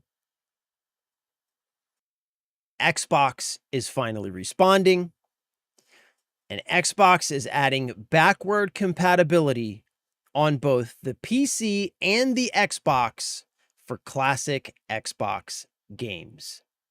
Now, let's be clear, this isn't like perfect physical ownership or anything, but it is actually pretty cool. It's pretty good news. So play more of the games you love wherever you play with Xbox backward compatibility on PC. Today, we're introducing Xbox backward compatibility on PC, making it easier to play classic Xbox games from the past across PC and handhelds, including the ROG Xbox Ally and Xbox Ally X. And you better believe that Blinks and Conquer are getting installed on my Xbox Ally today. Immediately, these are getting installed on my Xbox Ally. Your library is more than just a collection of games. It is your personal history of epic stories and treasured memories from the past. And as players, we don't want to leave our gaming legacy behind, even as our technology continues to evolve and advance. We expect our library of games to move forward with us and be able to play them in entirely new ways. Let me read that again for those in the back. We expect our library of games to move forward with us and to be able to play them in entirely new ways. They don't want you to own anything. That's right. All the banks are in on it. That's right. And if want you to have payments for everything so they can collect interest. That's 100,000,000% correct, Battle. Look at how high cars have gone up. Look, tractors and housing. Brother, housing has gone up like 400%. 400% in, I think, like the last decade. It's crazy. People can't afford houses anymore. I am so lucky that I got into this house when I did. And I get messages every day from these corporate vampires, these big, like these big conglomerate buyers trying to buy my house from me and turn it into a rental. Bro, I will burn this mother to the ground before I see them turn it into a rental. The only way this house ever gets sold is to another family. And I will sell it to them directly through a real estate agent. And it will be a family buying this house. That's the only way this house ever gets sold. So rolling out today, Xbox backward compatibility on PC launches in early release, starting with 4 classic original Xbox games now playable on PC and handhelds for the first time ever. This marks the beginning of a broader effort to preserve Xbox games from the past and bring them to PC over time. And we are not just enabling you to play them on PC, we are also adding new features to make your gaming experience better than ever. Players can jump into the following games on PC and supported handhelds beginning today in supported regions. So we got 4 games that are launching this feature. These are just the beginning, and they're going to be continuously bringing more games into this library as time goes on, starting with a bunch of OG Xbox classics, Blink's The Time Sweeper, Conquer Live and Reloaded, Crimson Skies, High Road to Revenge, and Fusion Frenzy. Fusion Frenzy isn't one that I'm familiar with. The other picks seem really good to me. This one, I don't remember this game. I don't know what, I don't remember this one, but the other picks seem really good to me. I mean, Blinks, Conquer, and Crimson Skies are all huge franchises from the time. Each of these games is now available for purchase on PC and also included with all Xbox Game Pass plans. If you already own a digital license for these games on console, that license now carries over to your PC or handheld. Like, this is so much bigger than like just classic games coming to Game Pass. This is also the beginning of them finally unifying the Xbox ecosystem and making more and more content available across that ecosystem. Because the way that it works right now, like as an Xbox person, right, as an Xbox player, as a guy who plays primarily on Xbox and Game Pass and stuff like that on PC, like the biggest problem is that my Xbox library of games and my PC library of games, even though they're all within the Xbox sort of umbrella, it's separate, completely separate libraries. This is the very beginning of them finally starting to bring those libraries together so that, like, for instance, Red Dead Redemption 2, I own on the Xbox. I should be able to put that disc into my Xbox using the Xbox physical to digital licensing, get myself a digital license to that game that I can then install on my PC as well if I want to play it. And this is the beginning of that. That license now carries over to your PC handheld. Through the power of Xbox Play Anywhere and Xbox Cloud Gaming, you can now play these classic games from the past on your Xbox console, cloud, PC, and handheld. In addition to making these games available on PC for the first time ever, we've added new features to enhance the experience on PC while preserving the original gameplay. Players can customize graphics settings, including up to 4x resolution scaling, which is going to be important, VSync support, full screen and windowed display modes, anisotropic filtering, enhanced anti-aliasing, and more. These games also include customizable language and audio settings. We plan to add even more features to Xbox backward compatibility games in the future. I'm excited to share that later this year, we will be bringing one of the top fan-requested features to select original Xbox games on both console and PC achievements. The first 4 games releasing in preview today will be updated to include achievements in the coming months. This is freaking awesome, bro. This is awesome. This is how you do it. Remember, like, we've talked about, like, Xbox, with everything going on with Sony, all that Xbox needs to do is be smart and capitalize on this moment. This is the beginning of that. This is everything that Sony is doing. This is moving in the opposite direction. This is saying, no, no, no. We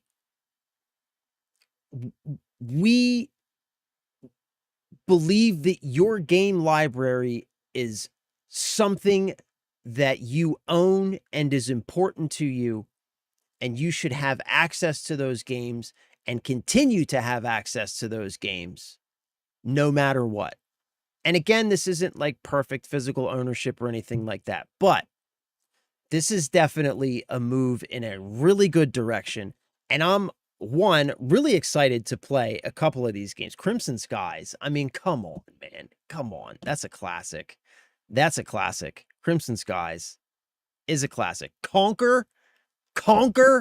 Yeah, so I'm excited to play. I'm excited to play most of these games, and really excited to see like what games they bring over next. This is how you do it, man. This is how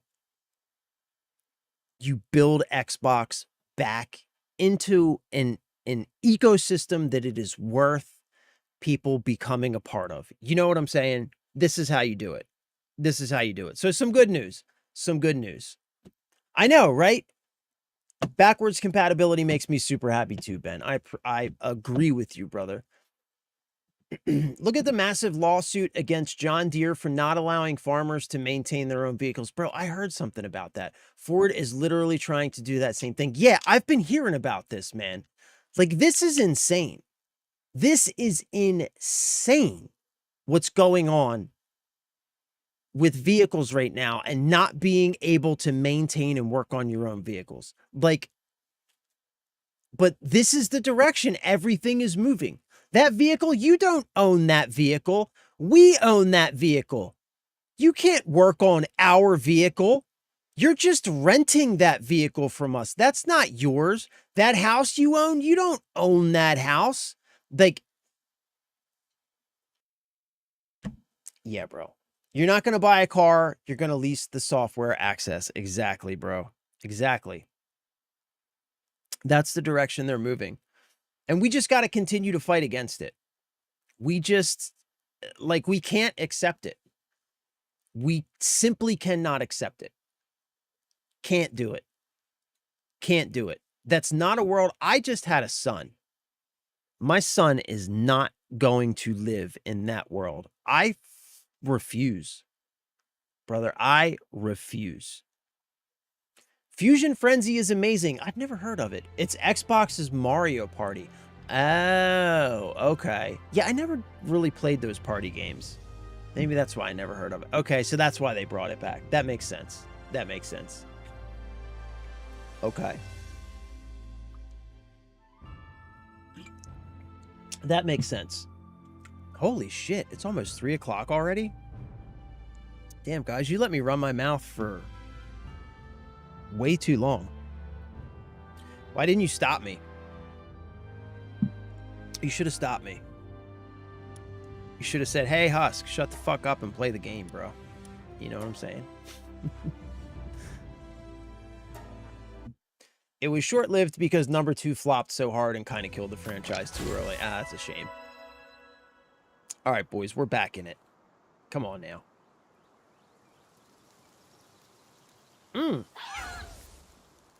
So we beat boss number 1 last night.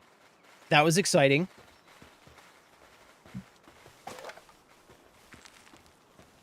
And we've got some ingots going. All right, let's see what we got going on with the base here.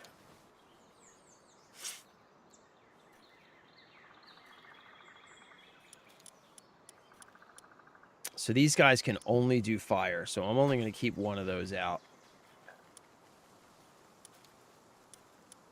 All right, you know what? So now I need to make the medicine bench now because I've still got... This guy still has a broken leg, so I need to make the medicine bench, which I think I need to... Yeah, I need to do that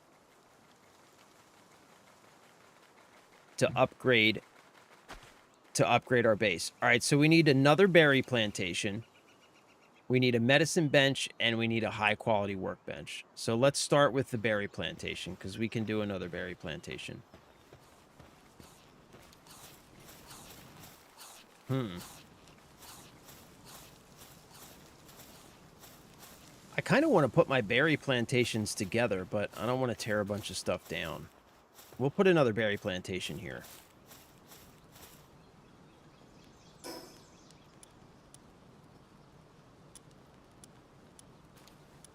Berry plantation. Is this good? We could put one here, right? No. That's no good, right?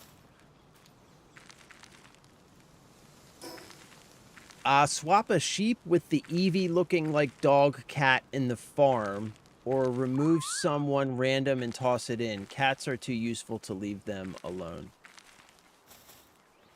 Wait, say that again. Swap a sheep with the Eevee looking like dog cat in the farm.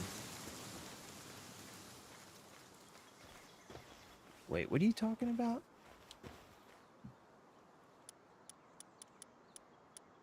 With this guy?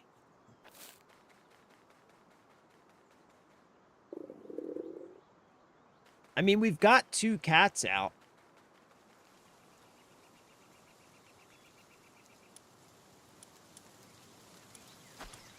This guy? Vixie in your current setup. I don't have a Vixie out. Oh, in my... Oh, in here. In here. So, wait, what? So swap a sheep.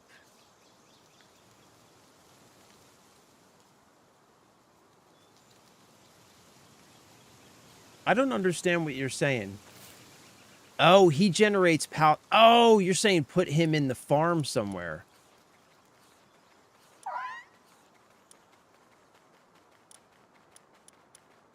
Sometimes digs up items from the ground when assigned to ranch. Oh, okay. I got you. I get what you're saying. I get what you're saying. So swap him for somebody who's not super useful. Okay. What's this guy do? No, he's my planter. I need him. Yeah, it'll probably be the sheep, huh? The frog waters. I need him. This guy logs. So it'll be the sheep, I think. It'll be the sheep. And then throw him in the farm. Come here, Buster. Where are you going?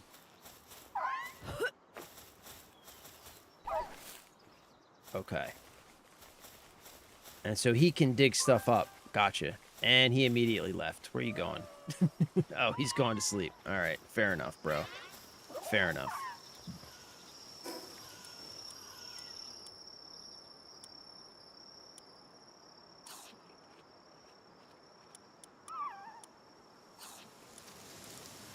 Okay, so we need to build another... We need to make another berry thing. I need to move these. These are in a bad spot, but I don't want to move them.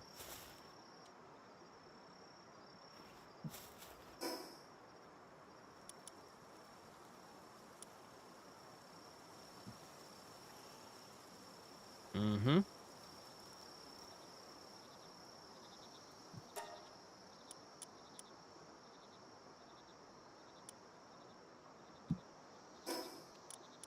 Okay. Course ammo. Where's my ingots? There's my ingots. So I know I need some of these.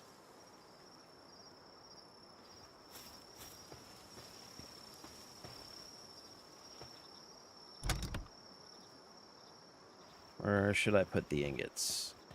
I need to organize, man. I'm going to do that off stream, though. But I seriously need to organize. Like, big time. Yeah, we'll just put ingots in here for now. What's this? Little kinship peach. Consumable. A small fruit filled with kindness. It is said that a pal who eats it will open its heart to humans. Choose carefully which pal you give it to. You know what? We're going to store that for a while. And we're going to wait to decide on who's going to get that. We'll put that in here. I'm not sure who I want to give that to yet. So we're going to wait on that. Who are... Shady pharmacist, who are you? We're a traveling caravan passing through these parts. It's fate that we've crossed paths. Take a look at our goods if you're interested. What do you got? Ooh.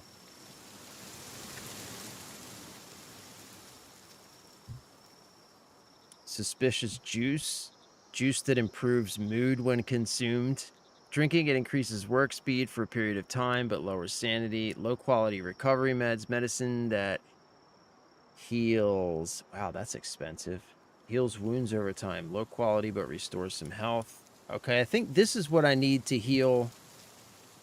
It says sprain. It doesn't say fracture. So this isn't going to heal the fracture then, is it?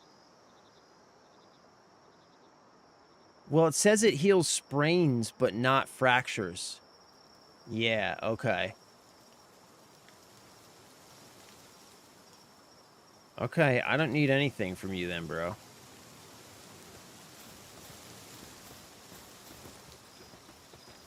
I don't need anything from you.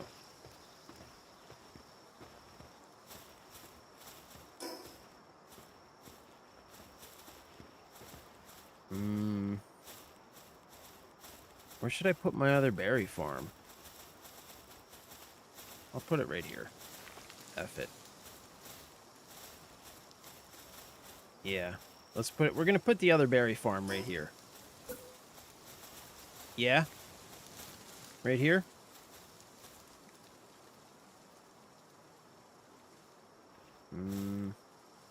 Yeah, we'll put it right here. That's fine. Right?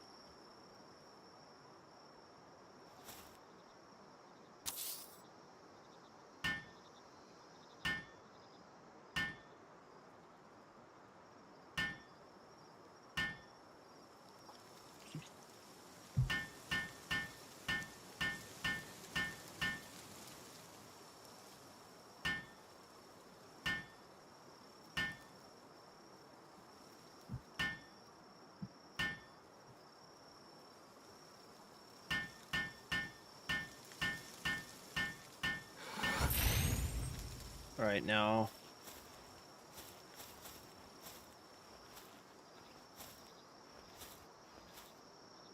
Okay.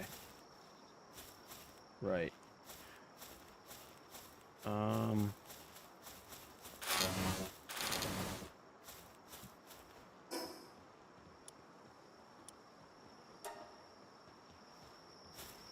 right. Let's go to sleep until morning.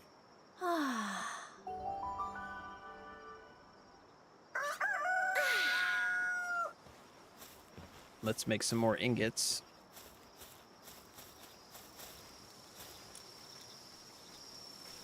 Actually, wait, let's see what we need first. So I need to make a primitive medicine bench, I think.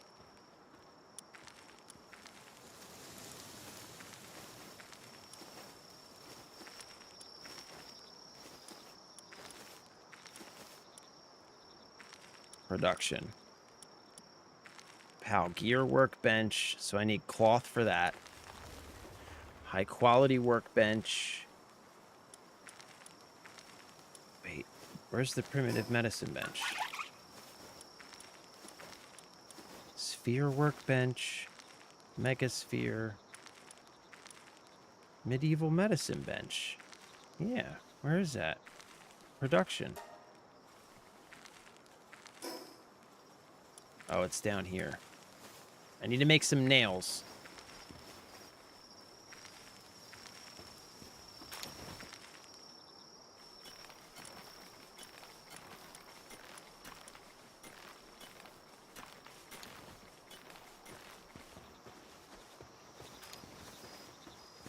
What do I need? A different workbench to make nails? I need the high quality workbench. Okay. What are you doing?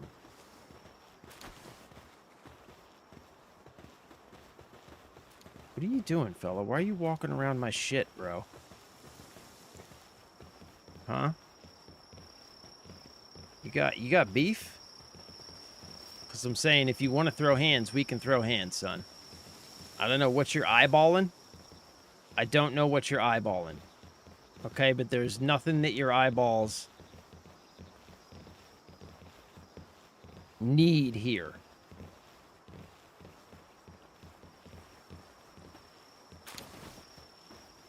There's nothing for your eyeballs here. You stayed here all night, bro.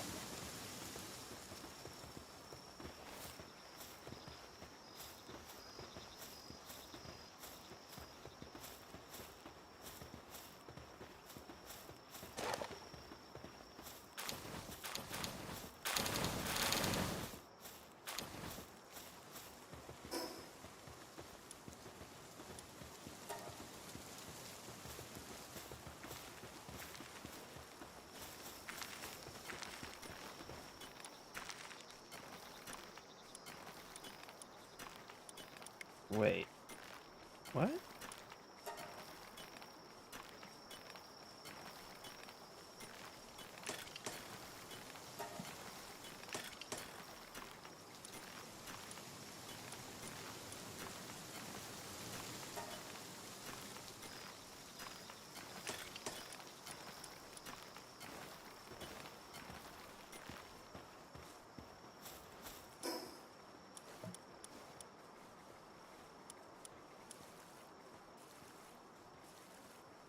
Okay, wait a minute. Wait a minute. Wait a minute. Wait a minute. Wait a minute.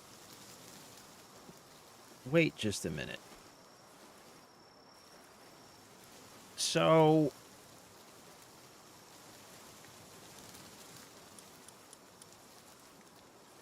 I need nails to make this workbench, right?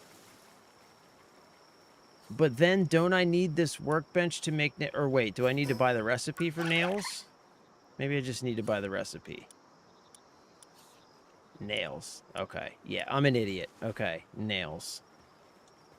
Yes. 3-shot bow. Okay. Yeah, I'm a big dummy. I just needed to buy the recipe. All right, let's make some nails. So how many nails am I going to need? I'm going to need 10.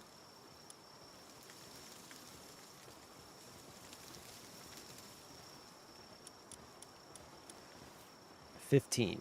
I'm going to need 15 nails.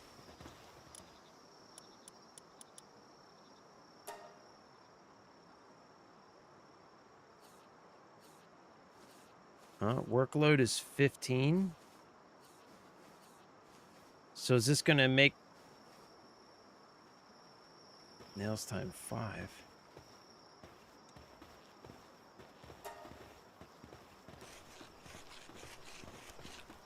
Bro, what are you people doing walking around my camp, homie?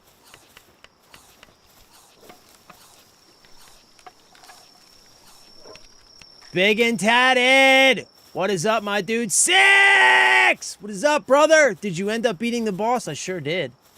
I sure did. Whooped his or her ass, son. Whooped that ass. Sure enough did. What is up, Big and Tatted? Good to see you, brother. I hope you're having a good day.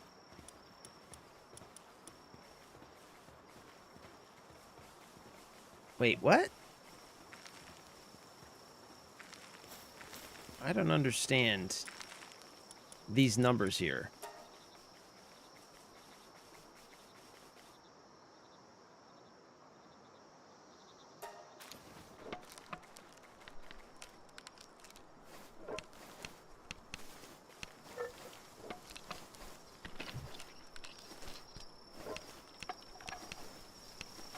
Yeah, we beat the boss, and now we're trying to get to the next base upgrade.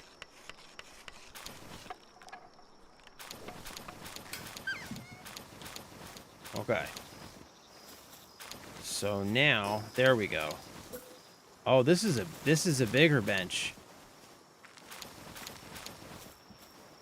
Okay, that can't go there. This is gonna have to go. All right, so we gotta start doing rows, right? You said.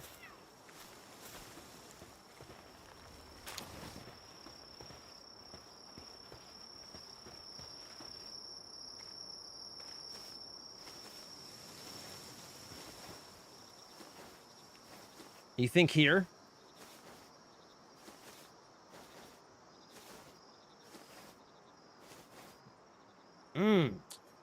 Work swinging me from midnight to day shift. Been killing me this week. Yeah, that's rough, bro. That's rough. Are they pushing you back and forth from one to the other? That's brutal, man. That is brutal, my dude.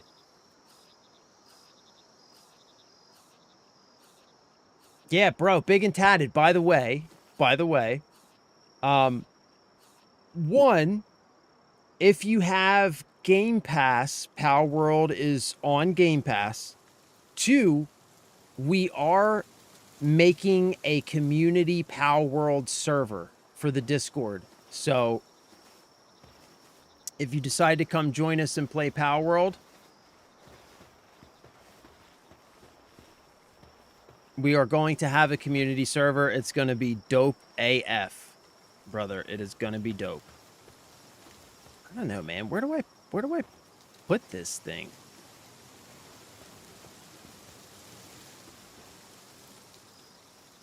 I mean, I could do like this sort of situation, right?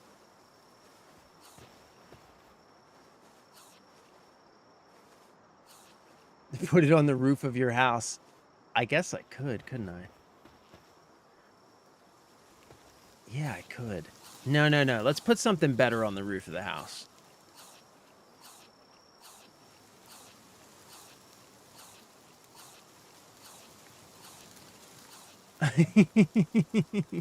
Copy that. We still got to get the server and everything set up. So we're just figuring it out now, but it's coming. It's coming very soon.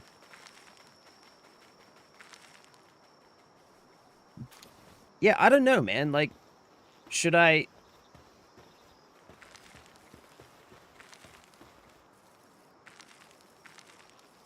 Or, like...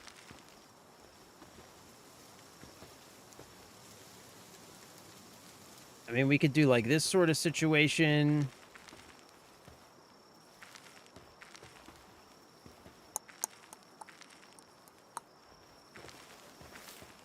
We could do this sort of deal.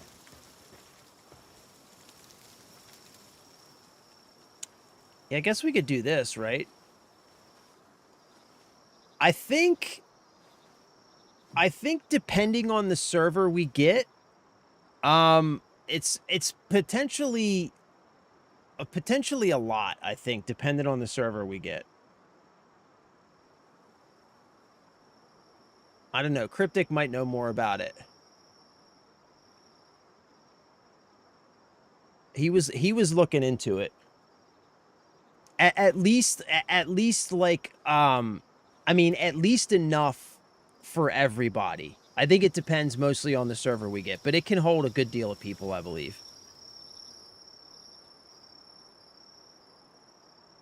I mean, I don't know. I guess let's just do this. Yeah. We can just do this.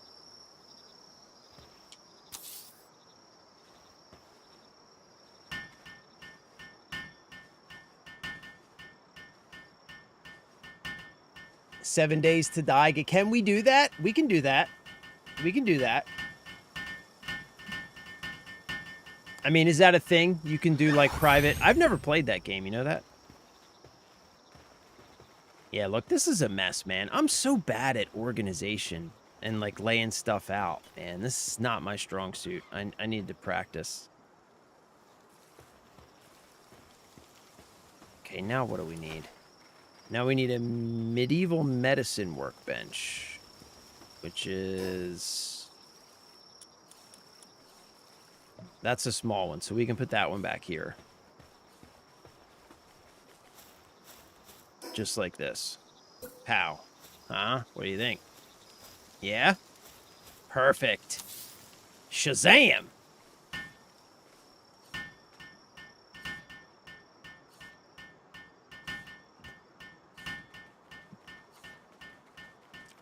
The biggest issue / cost with the server is seats and concurrent players. So best idea is to throw a poll up and get a rough player count and start small. Yeah, that makes sense. I have 700 plus out. Holy shit, dude. I could host you on my map that's already built, but that's not fair. You need to struggle and learn. Yeah, I've never... What is 7 Days to Die? I've never played that. Then from there, you decide, do we solo homes and or break up to 3 to 4 guilds with a primary home each, or if we all just work off the same homesteads? Yeah. Right.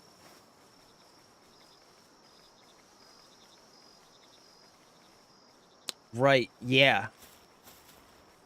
Yeah, these are all the details we need to sort out, huh? I think, personally, I like the idea of guilds. I like the idea of guilds because it promotes a little bit of competition, right? We can, if there's people who want to do PvP, we can have PvP guilds, right? We can have non-PvP guilds.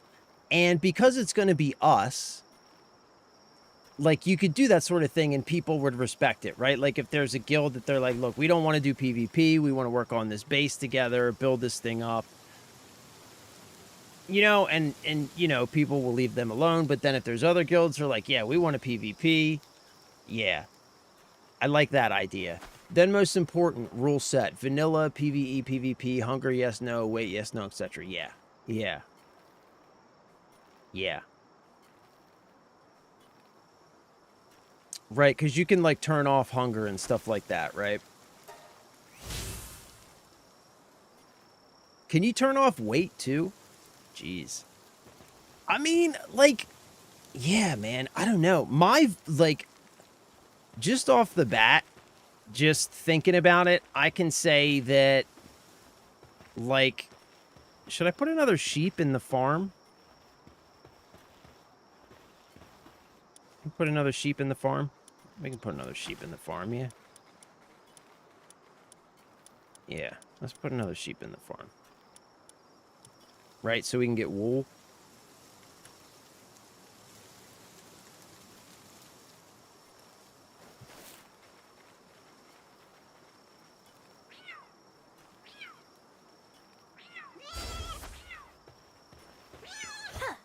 Come on, little fella.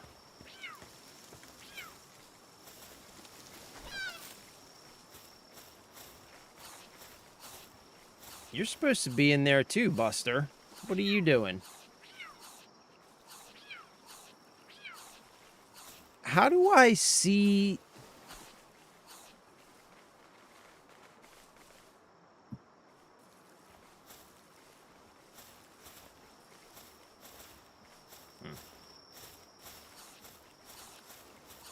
Okay.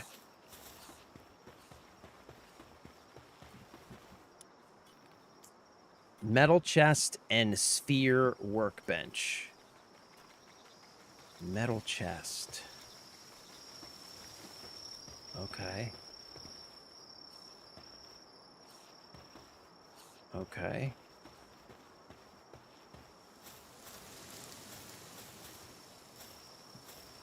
Well. And a sphere workbench.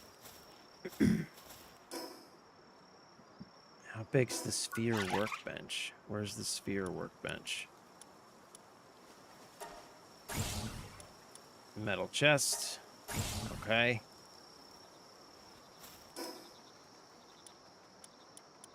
Sphere workbench. We need nails and ingots. Okay. And metal chests. We need more wood and ingots. All right, so we need to make some ingots for sure. So let's get some ingots going. Yeah, I mean, I don't know. What? 50? Should we do 50 ingots? Yeah, let's do 50. Okay.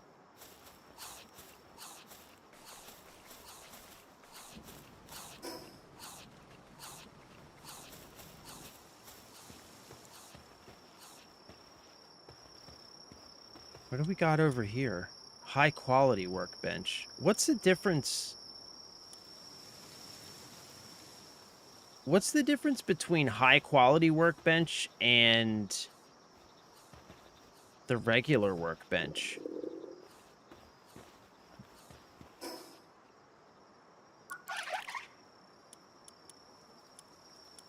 High quality workbench. Oh, produces faster than primitive workbench. Requires PAL with handiwork trait. Oh, so I can actually get rid of some of my primitive workbenches now. Okay. Okay. Ah. Okay. Okay.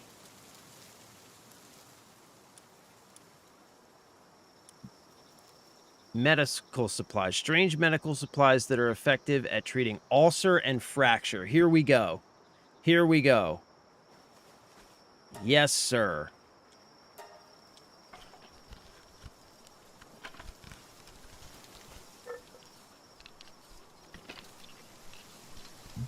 Damn, this is slow. This is slow. If they haven't changed it, you may still be able to scale some options, such as instead of removing weight altogether, maybe 0.5 versus 1, but there are way too many toggles to discuss in this type of chat. Yeah, we're going to have to... Yeah, like, we're going to have to... So... Yeah, I think step one... Step one is this weekend... This weekend, I'll throw up a poll... and we can gauge sort of how many people are interested, right? And then once we gauge who's interested, what I think we should do is then work with those people through Discord at scheduling a time that we can just all get together on Discord, like in a call or whatever, and go through all of the options and just one by one democratically just decide like rule set, all that other stuff, right? We can all go through that together. And then just kind of go from there, right? Like we can decide guilds and stuff like that. We can then make like a general all voice chat for all PalWorld. We can make individual channels for each of the different guilds, right? Just like step by step until we get to creating the server and then just cut everybody loose on it. Yeah. So I will work on this weekend. I'll get a poll thrown up. And for like the next week, next week throughout stream every day, we'll just let everybody know, hey, if you haven't been into the Discord server yet, the PalWorld community server poll's up. Make sure you let us know through the poll if you are going to want to play on the server, because we need to make sure we have a seat for you. If you've got family members you know that are going to be playing on the server, make sure you include them. You know, so like, yes plus 1, yes plus 2, yes plus 3, like whatever, right? Get all that gauged out. And then all of those people, once we know who's interested, we give everybody plenty of time to let us know that you're interested in playing on the community server. Then we get a call scheduled. And we start hashing out the details like rule set and stuff. Ooh, shit, I'm hungry.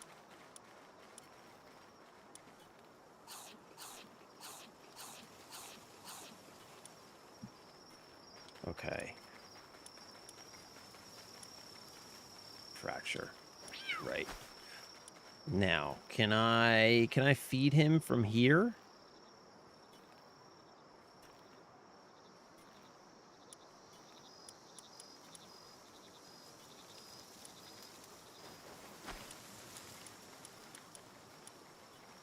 Oh, I don't think I can feed him from here. I gotta put him into my...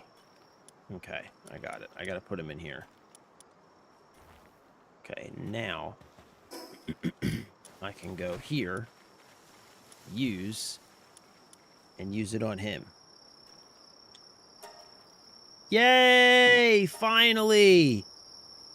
Finally, buddy. You're all healed. Look at that. No fracture. Look at you. Look at you, buddy. Look at you. All healed up.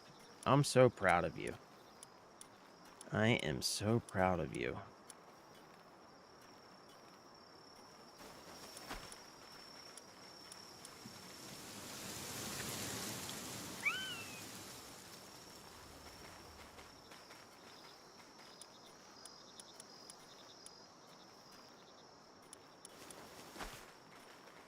Okay.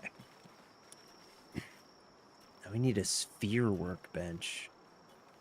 And a metal chest. Right, we were making ingots and nails. I need to go get some, wood, too. We're in desperate need of wood.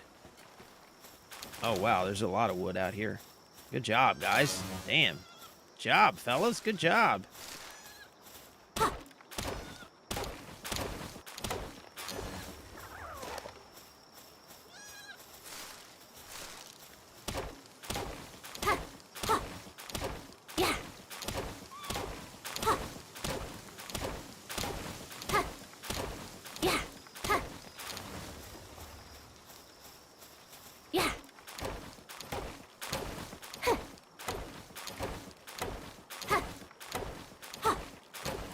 I need to see if I can make some better weapons now, too, man.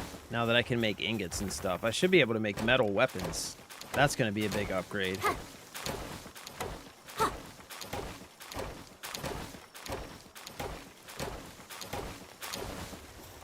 Look at this little dude. Look at him. Look at him logging. Look at this little fella logging.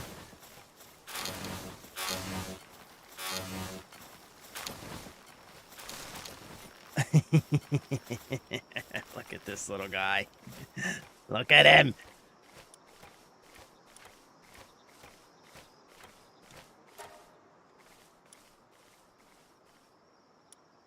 All right, sweet. Yeah.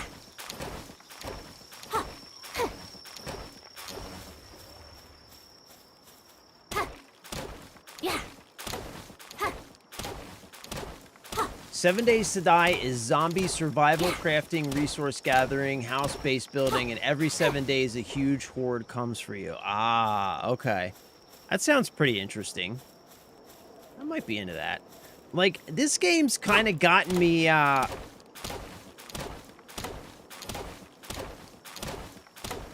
It's definitely warmed me up to the survival crafting genre. I'll say that much. But that said, I will say I think this game's special because of the Pokemans and everything else. Like, that's all part of it for me.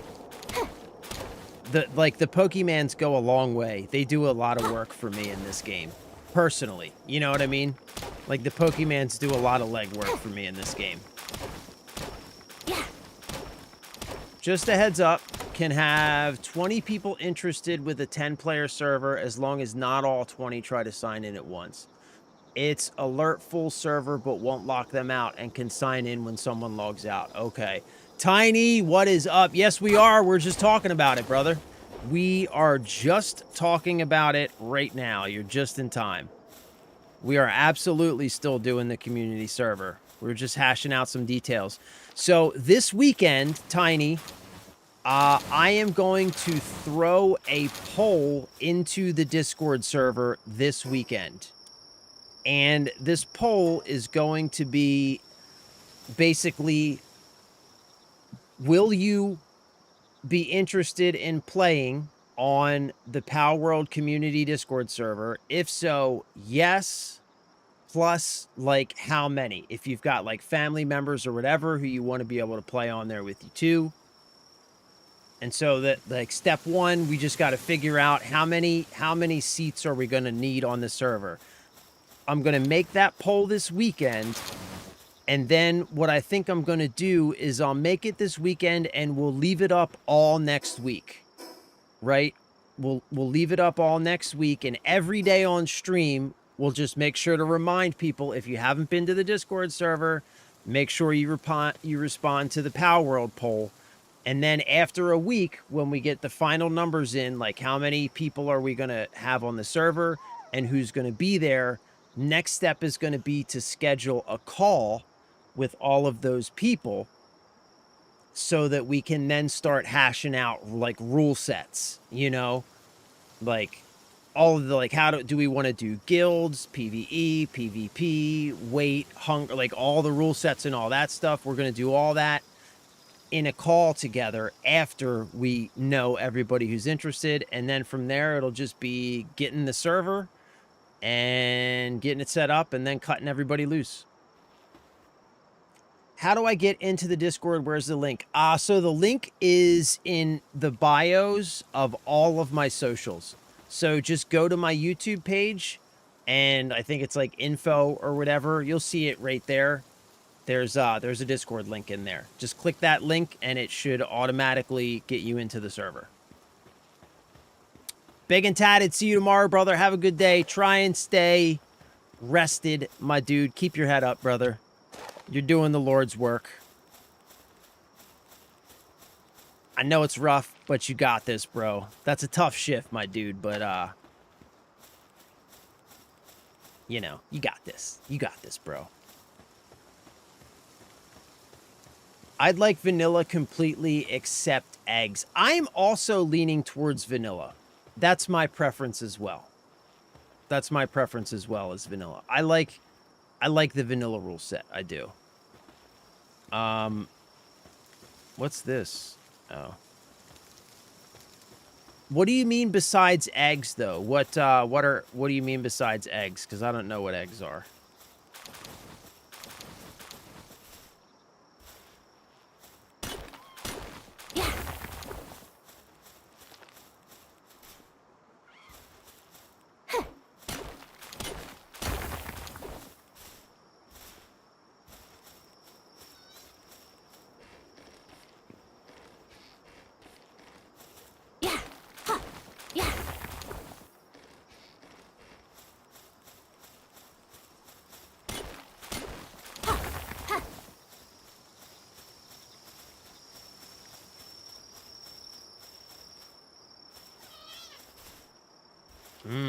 I need to start making some fences, don't I? My base sucks, man. I need to, like... I need to get better at organizing, dude. Like, my base is just... I need to get better at base building. Big time. Because my base sucks. It's just like... Look at how it's all just haphazardly laid out. I wish it was better.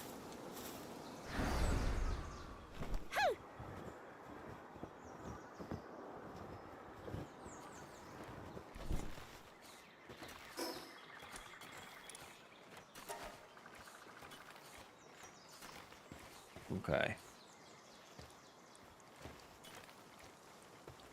All right, so what do we need to build now? Also, I need to tear down... Okay. What do we need to build? We need to build a spear workbench and a metal chest. Okay. Okay. So, what do we need to build a metal chest? I need ingots, and I have ingots. I should have ingots here. Yes. Okay.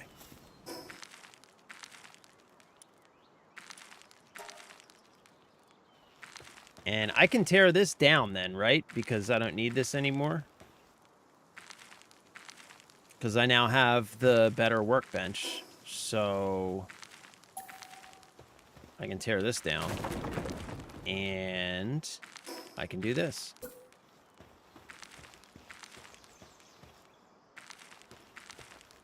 Yeah, perfect. Ha! I think they're talking about the eggs you hatch / breed. Some take an obnoxious time to hatch. I would want incubation time lowered on the egg incubators. Vanilla huge eggs are like 36 hours. Oh, okay. All right, copy that. Copy that.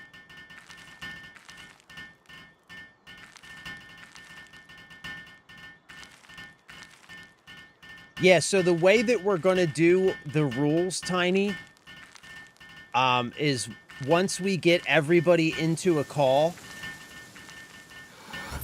we're just going to hash it out democratically. Just by, you know, just by vote. You know, how many people want vanilla for this rule? If it's a majority want vanilla, then that rule will stay vanilla. If a majority don't want vanilla, then we'll hash out the details of what changes everybody wants. And we'll just do it based on majority preference, basically. Oh, that's nice. These chests are much bigger. Okay. So I can start tearing down these chests too.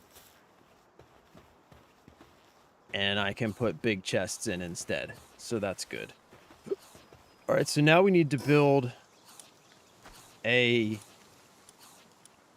sphere workbench. We need to make nails.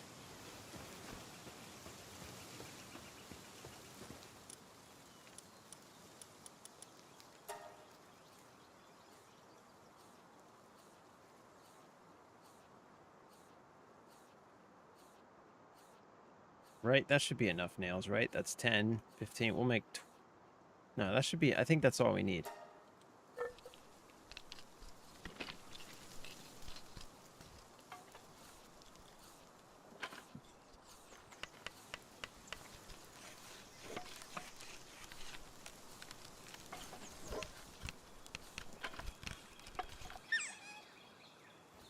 All right, and now we can make a sphere workbench.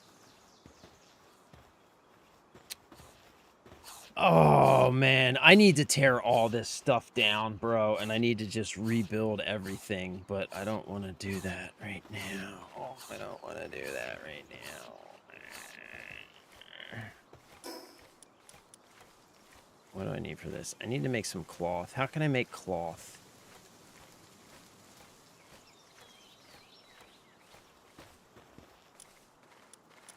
Cloth. Okay. Let's make some cloth. Wait. What do I need to make the medicine workbench?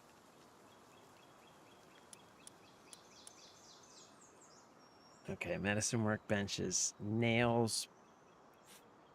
Okay.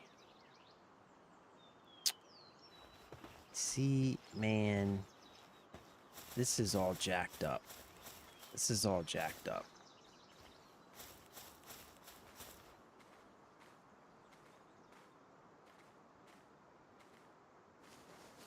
See, what I should do...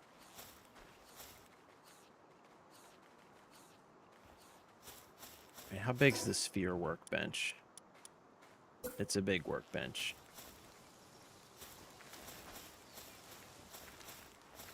Let's see, I could put it here.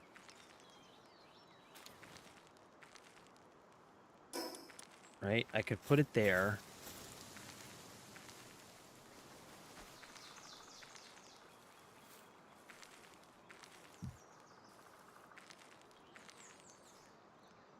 All right, F it. We're just going to put it right there. Fuck it.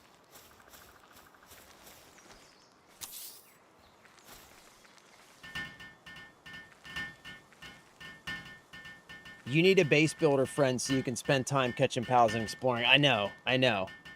I know. This is the part I'm not good at. I need to just be out there in the wild, bro. Out there in the wild, butt-ass naked, catching pals. That's me. We can upgrade our base again, though, so that's exciting. All right, sweet. And so what can we do with this?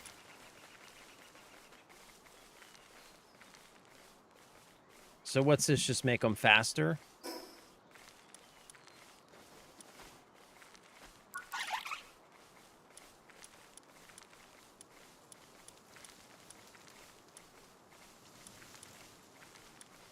Produces spheres, requires POW with handiwork.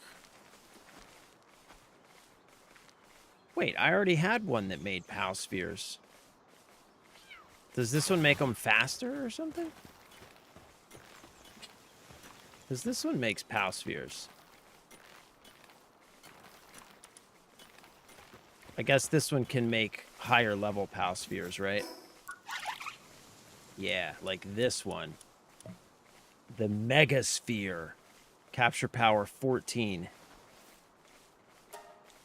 Yes. Yes. Yes. What do I need for those? Ingots. Ooh, these are much more expensive. Okay. Okay. Upgrade. Shit, son. We can build a whole nother base now. I don't think I'm going to yet, but...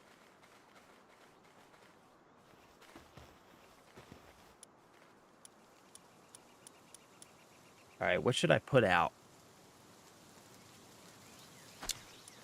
What do I need? What don't I have one of yet? So I don't have a pal that can make medicine. I need to find a pal that can make medicine. I know that much. I mean, I think I've got everything else. I could put out another watering pal since I've got two of those things. Right? Maybe. Yeah, let's put out another pal that can water, maybe. Can put out one of these guys.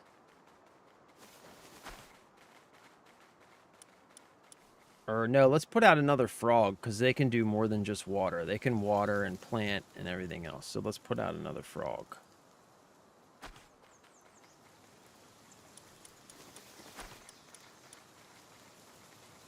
Okay. Alright. So what do we have next? Base upgrade. Build a cooking pot, build a wheat plantation, and build a mill. Okay. What's up, dude? What do you need? So get back. If it fell off when we were doing that. It's in the shed, Yeah, do you know like where? or in my it's in my shop. It's on the shelf. Like which one? The shelf as soon as you open the door. Are you guys weed whacking? Yeah, we didn't want weed back here because we didn't want to interrupt this weed. It's okay. Thank you. We didn't want it to go off. Okay. Yeah, it's in my shop. I'll be done in a little while. I'll come out and help you guys.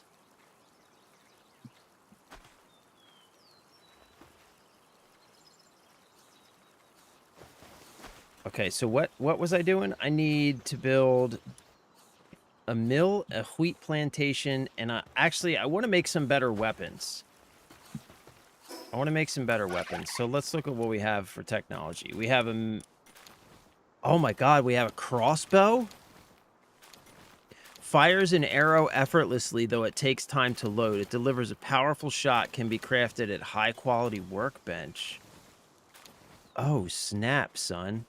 So wait a minute, what do we have? We've got the 3-shot bow, an enhanced bow that allows 3 arrows to be fired simultaneously by some strange mechanism. It only consumes a single arrow when fired.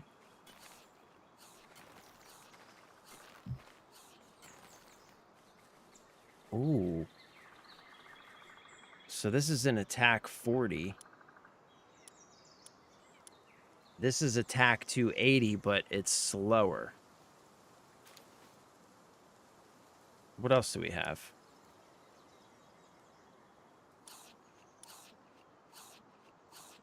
We have metal spear is an 80 attack. Meat cleaver.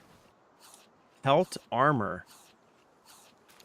Armor made from leather. Where am I getting leather from? Its warmth and defense have been improved, can be crafted at high quality workbench. Maybe we need this. Okay.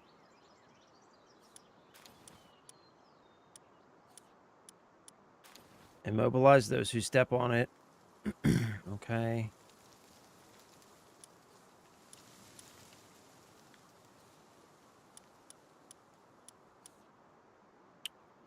I mean, I'm thinking we make the 3-shot bow and the metal spear. Yeah. It's attack 80. What's this? Attack 50. Yeah, I think we make the 3-shot bow and the metal spear. That's what we're going to make. And the pelt armor. Yay, son. Okay. So let's do metal spear. We need ingots. Am I really out of ingots? Shit. I need to make ingots. Let's make some ingots.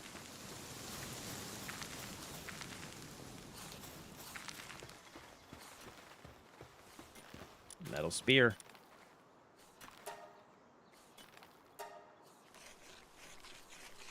Yay, son.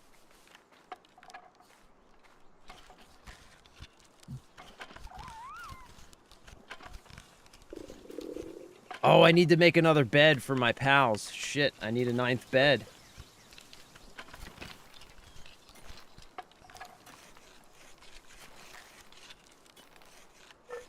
I don't like how on the right-hand side, you know how it shows you your pals and what condition they're in? I don't like how I can't see all of them and I can't scroll that menu. I don't like that.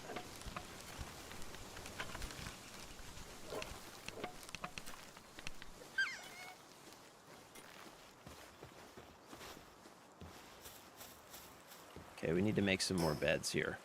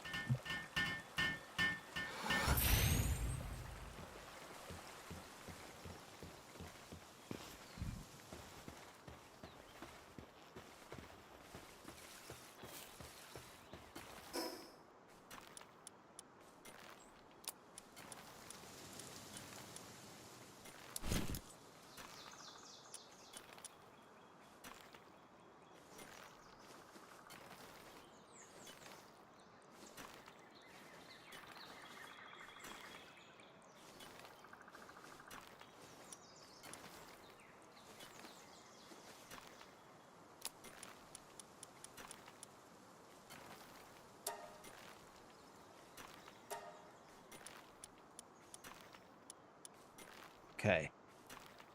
Now let's make the 3-shot bow. 3-shot bow, son. Attack 40, regular bow. Oh, wait. Wait, is the old bow better than the 3-shot bow? Or is the 3-shot bow...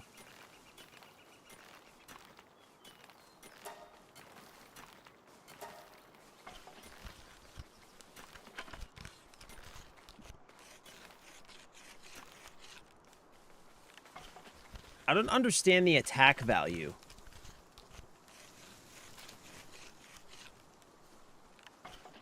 What's up, dude?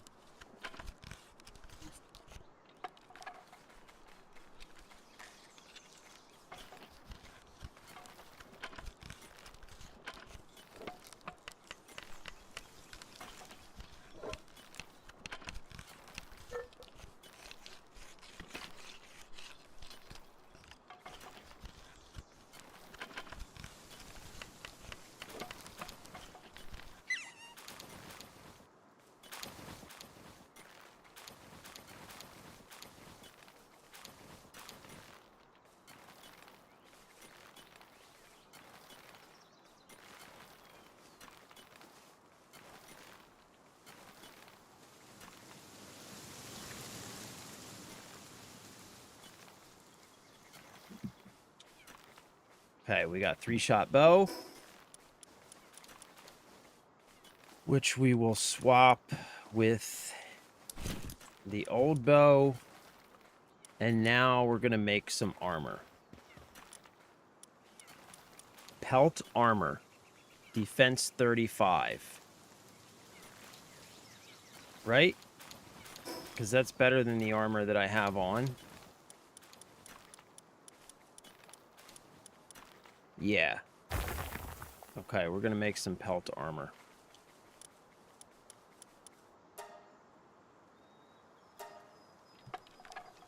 Okay, we're looking good. We're looking good.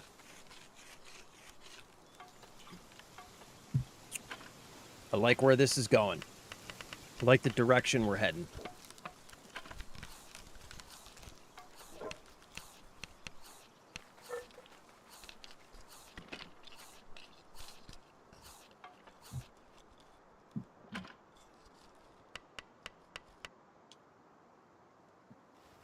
Okay.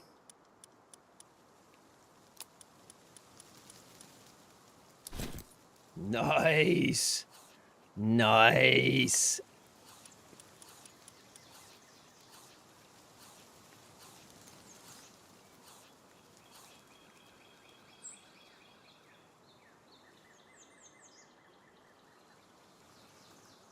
Can I sell any of this old stuff? Like, can I sell the cloth outfit to somebody? That would be nice if I could get some freaking money out of it.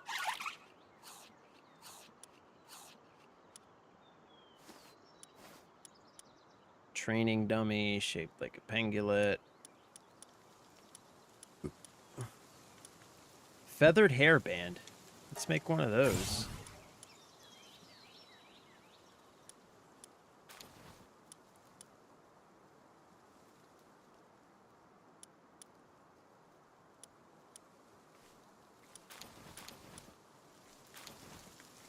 Okay.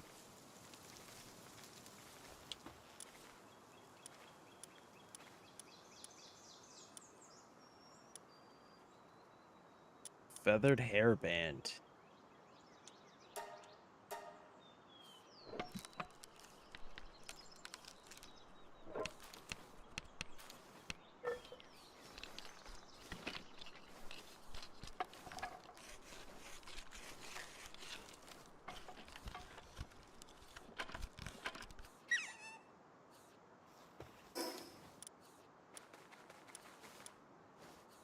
All right, sweet, man. Sweet.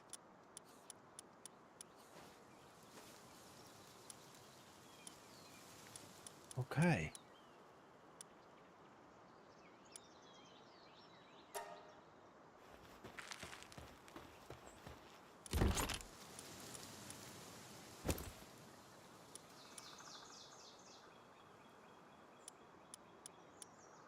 What's this what's this can be used to open locked treasure chests. All right, so we should keep that on us, right? Small PAL soul. A spirit left behind by a small PAL. It can draw out hidden abilities if offered to a statue of power. Okay, I've got a few things I can offer to this statue of power. Enhance player stats? Oh, wait a minute.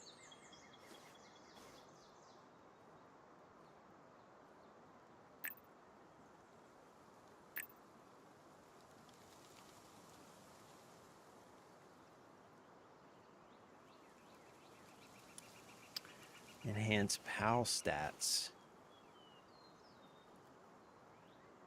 Okay, what?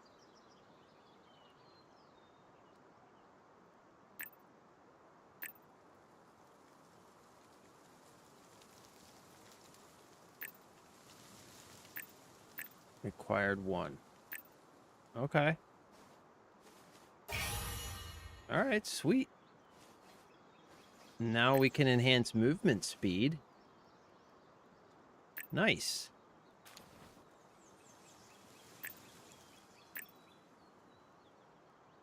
Wait, what? Required 4. This is weird. Required PAL effigies. 4. Okay. All right. Okay. Sweet.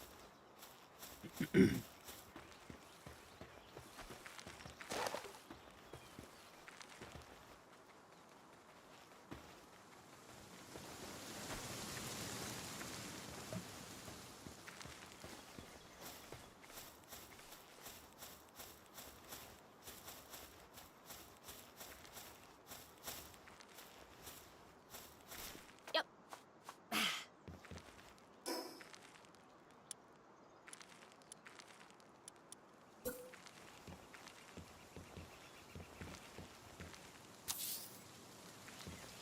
What do you think? The pals don't need to access this, right? Only me? Yeah, late stream today, brother. I got started late, so I'm going to stay until 4, I think. I was 2 hours late to start today, so... Oh, how did you guys get up here? Oh, you guys can get up here. Fixed assignment management.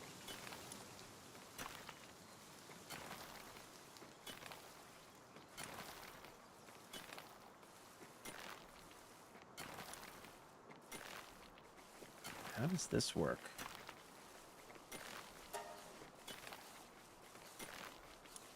Okay. And I'm just gonna let them... I'm not gonna set work preferences. Okay. Set work mode. Normal mode.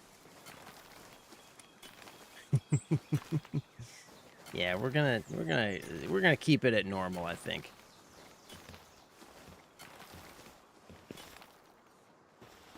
We're gonna keep it at normal.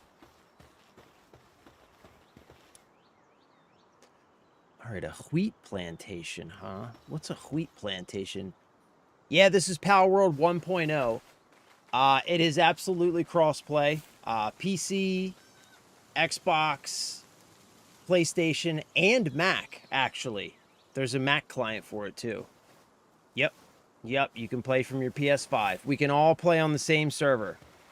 It's phenomenal, man. I'm not gonna lie. Like, you know, I've said it before. I've not been a huge fan of survival crafting games, right? Just not been my thing. I've tried to get into a couple different ones in the past. Just not feeling it. This game, bro, this game's phenomenal. Like, if you've ever been interested in Pokemans, but, like, maybe, you know, you couldn't really get into them because they're really not that deep. They're not that impressive gameplay-wise. They're pretty simple. But you've been interested in Pokemans, this is the game. This game is, like, big, deep. It's as complex as you want it to be. Like, there's so much cool stuff going on. The Pokemans are incredible. It's super cool, man. It's super, super cool, dude. It's a lot of fun. Yeah, man. Check it out. You're gonna love it. You're gonna love it. I'm not such a noob. Also, I'm sure my kids will play as well. Yeah, dude, give it a shot on Saturday. Get yourself familiar with it, and then I guarantee you, like, there is some, like, you know, I haven't gotten too far in with it, but I've seen some stuff. Like, there's some crazy stuff you can, like, it's very open ended, you know, so you can do some wild stuff to your pals. You can capture humans, and so there's some crazy stuff you can do. But I think generally it's very kid safe because, you know, there isn't like anything crazy in terms of violence or anything, at least as far as I've seen. There's some wild stuff you can do that seems a little immoral, but you know, it's a video game. You know what I mean? It's basically, it's like if Nintendo or Game Freak or whatever ever decided that they actually wanted to put effort into Pokemans and make the game that fans have been asking for forever, it would look something like this. Like, they've taken that concept and they've gone further with it than Nintendo would ever even dare to dream. They've just taken it into a whole other stratosphere. You know what I'm saying? It's really cool, man. It's a lot of fun, dude. It's a lot of fun.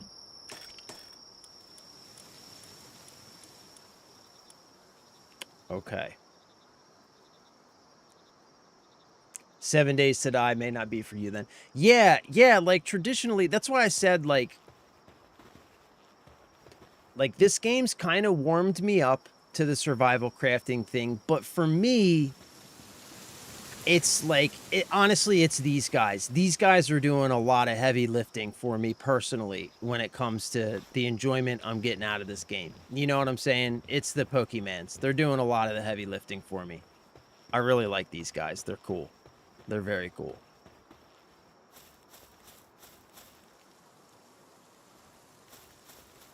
Okay, so I need to make a wheat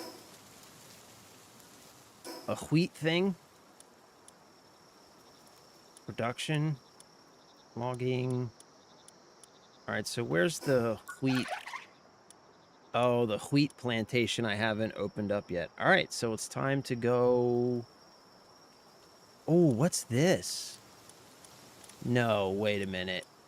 Oh, no, I got the egg incubator. Wait, I unlocked some shit, son. Egg incubator. Grappling gun. It fires a hook that launches onto distant targets, pulling the user's body towards the target. It allows for easy movement between places with varying oh, fuck yeah, I need one of these. Yes, please. And what's this? PAL Essence Incubator. Combines several PALs of the same type to create a higher ranked version. Yes. Yes. Yes. All right, I need to make some ingots, bruh.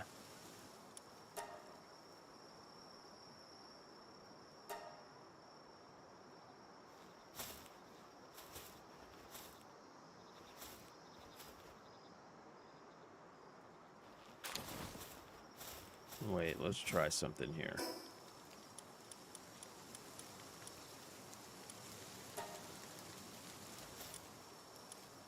Ingots. Let's make 50 of these bad boys.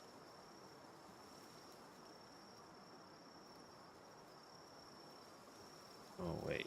Let's make 10?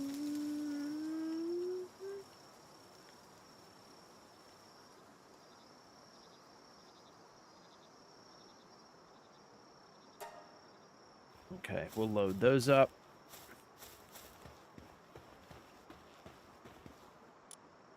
All right, so grappling gun I need ingots for.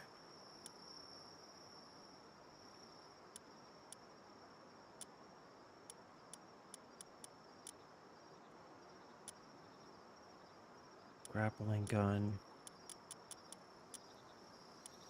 Wait, so where'd my egg incubator go? Where's that get made?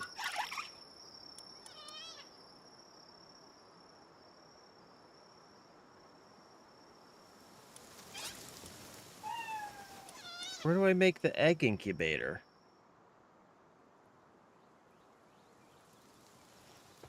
Is it here? No. Here? No.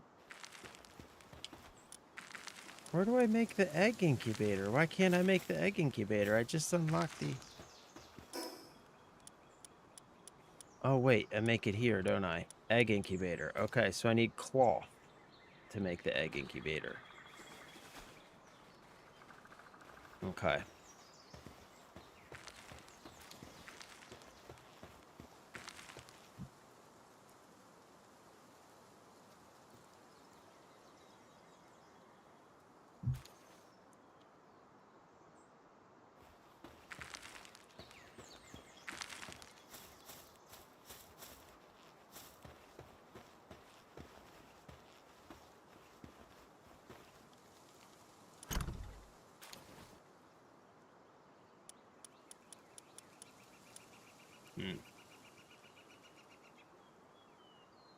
There's got to be a way to move stuff from one chest to another, yeah?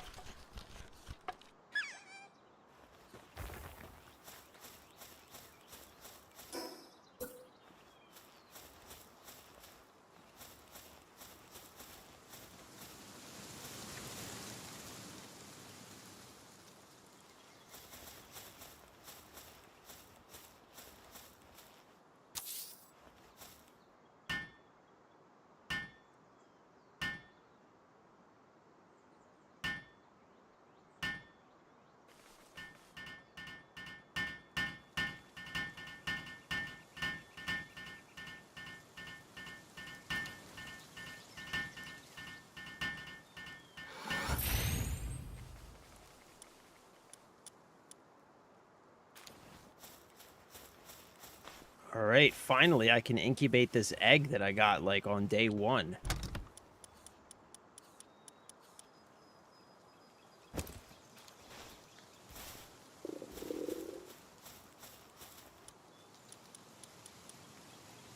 Yay, son.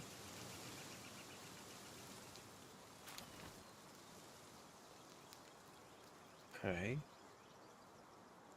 So that's going. Sweet.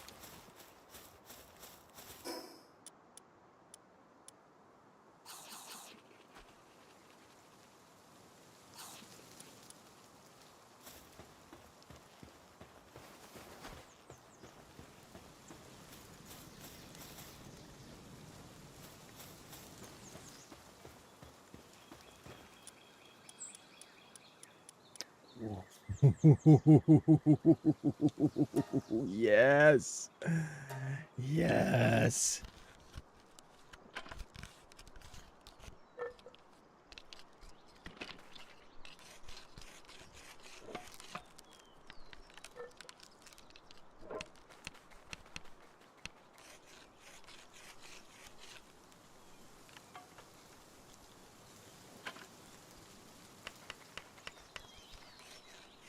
Give me a hand here, kitty.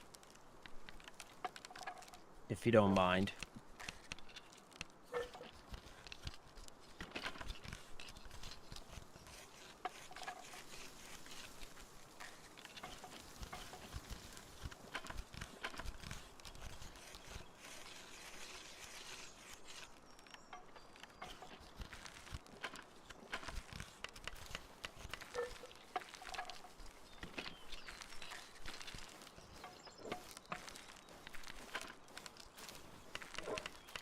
Man, you know, from like a development perspective, there's some pretty complex stuff going on in this game, man. Like, there are a lot of different systems working at all times. This game is impressive. This game's legit impressive, man.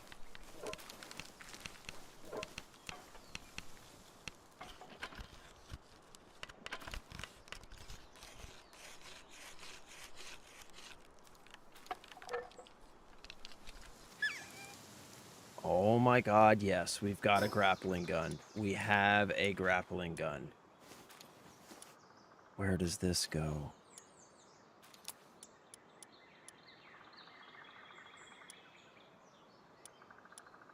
Sphere accessory? No? It goes in weapon, I guess. Okay.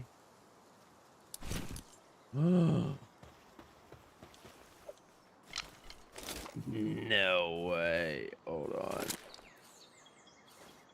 No way. No way.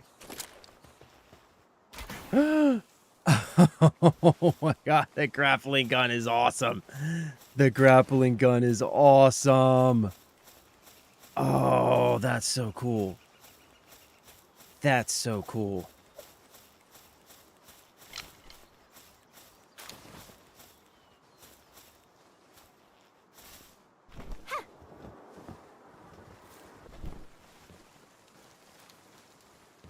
Did you see the grappling gun?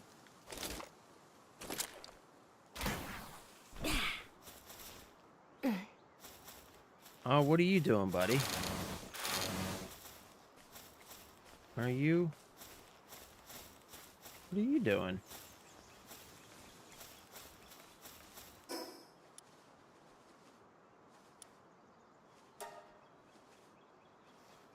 Oh my god, the grappling gun's amazing. I love it. I love it. I love it. I love it.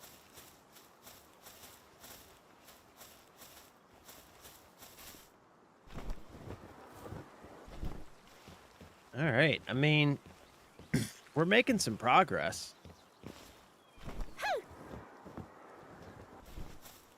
We got an...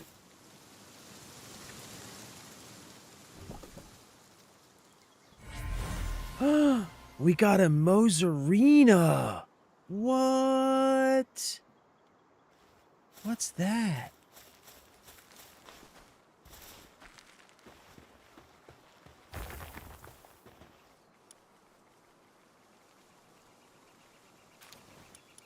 Mozarina. Sometimes drops milk when assigned to the ranch.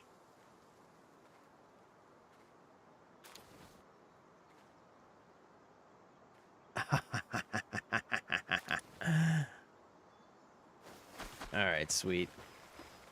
I love it. I love it. Let's pick all this stuff up.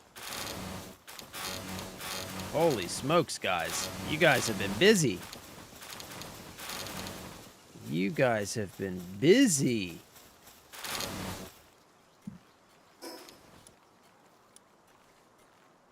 Good job, guys. I need somebody who's faster at gathering stuff.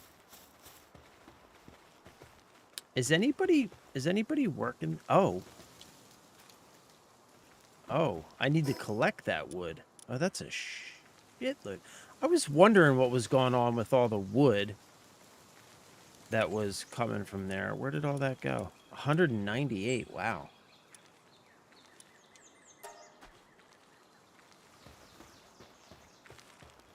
Okay. Well, 4 o'clock. I think that's going to be it for me. Yeah, you're gonna love this, Big and Tatted. This game's awesome, man. It's a good time. It's a really good time. You're gonna like it. I don't see how you could not.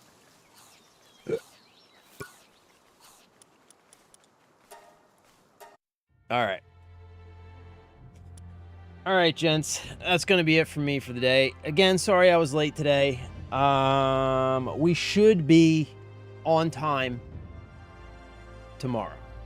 I do believe we'll be on time tomorrow. So, you know, there's that. Anyway, as always, thanks so much for hanging out. Thanks for spending time with me. I love you. I appreciate you. Stay safe. Stay blessed.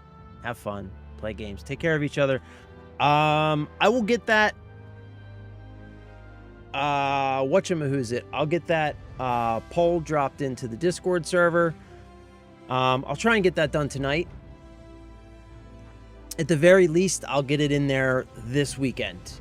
But I'll try and get it done tonight. It shouldn't be that big of a deal. And then yeah, and then we'll go from there. And we'll figure everything out. So yeah, I love you. I appreciate you. Have a wonderful evening. I am out of here for now. Bye. See you, bud.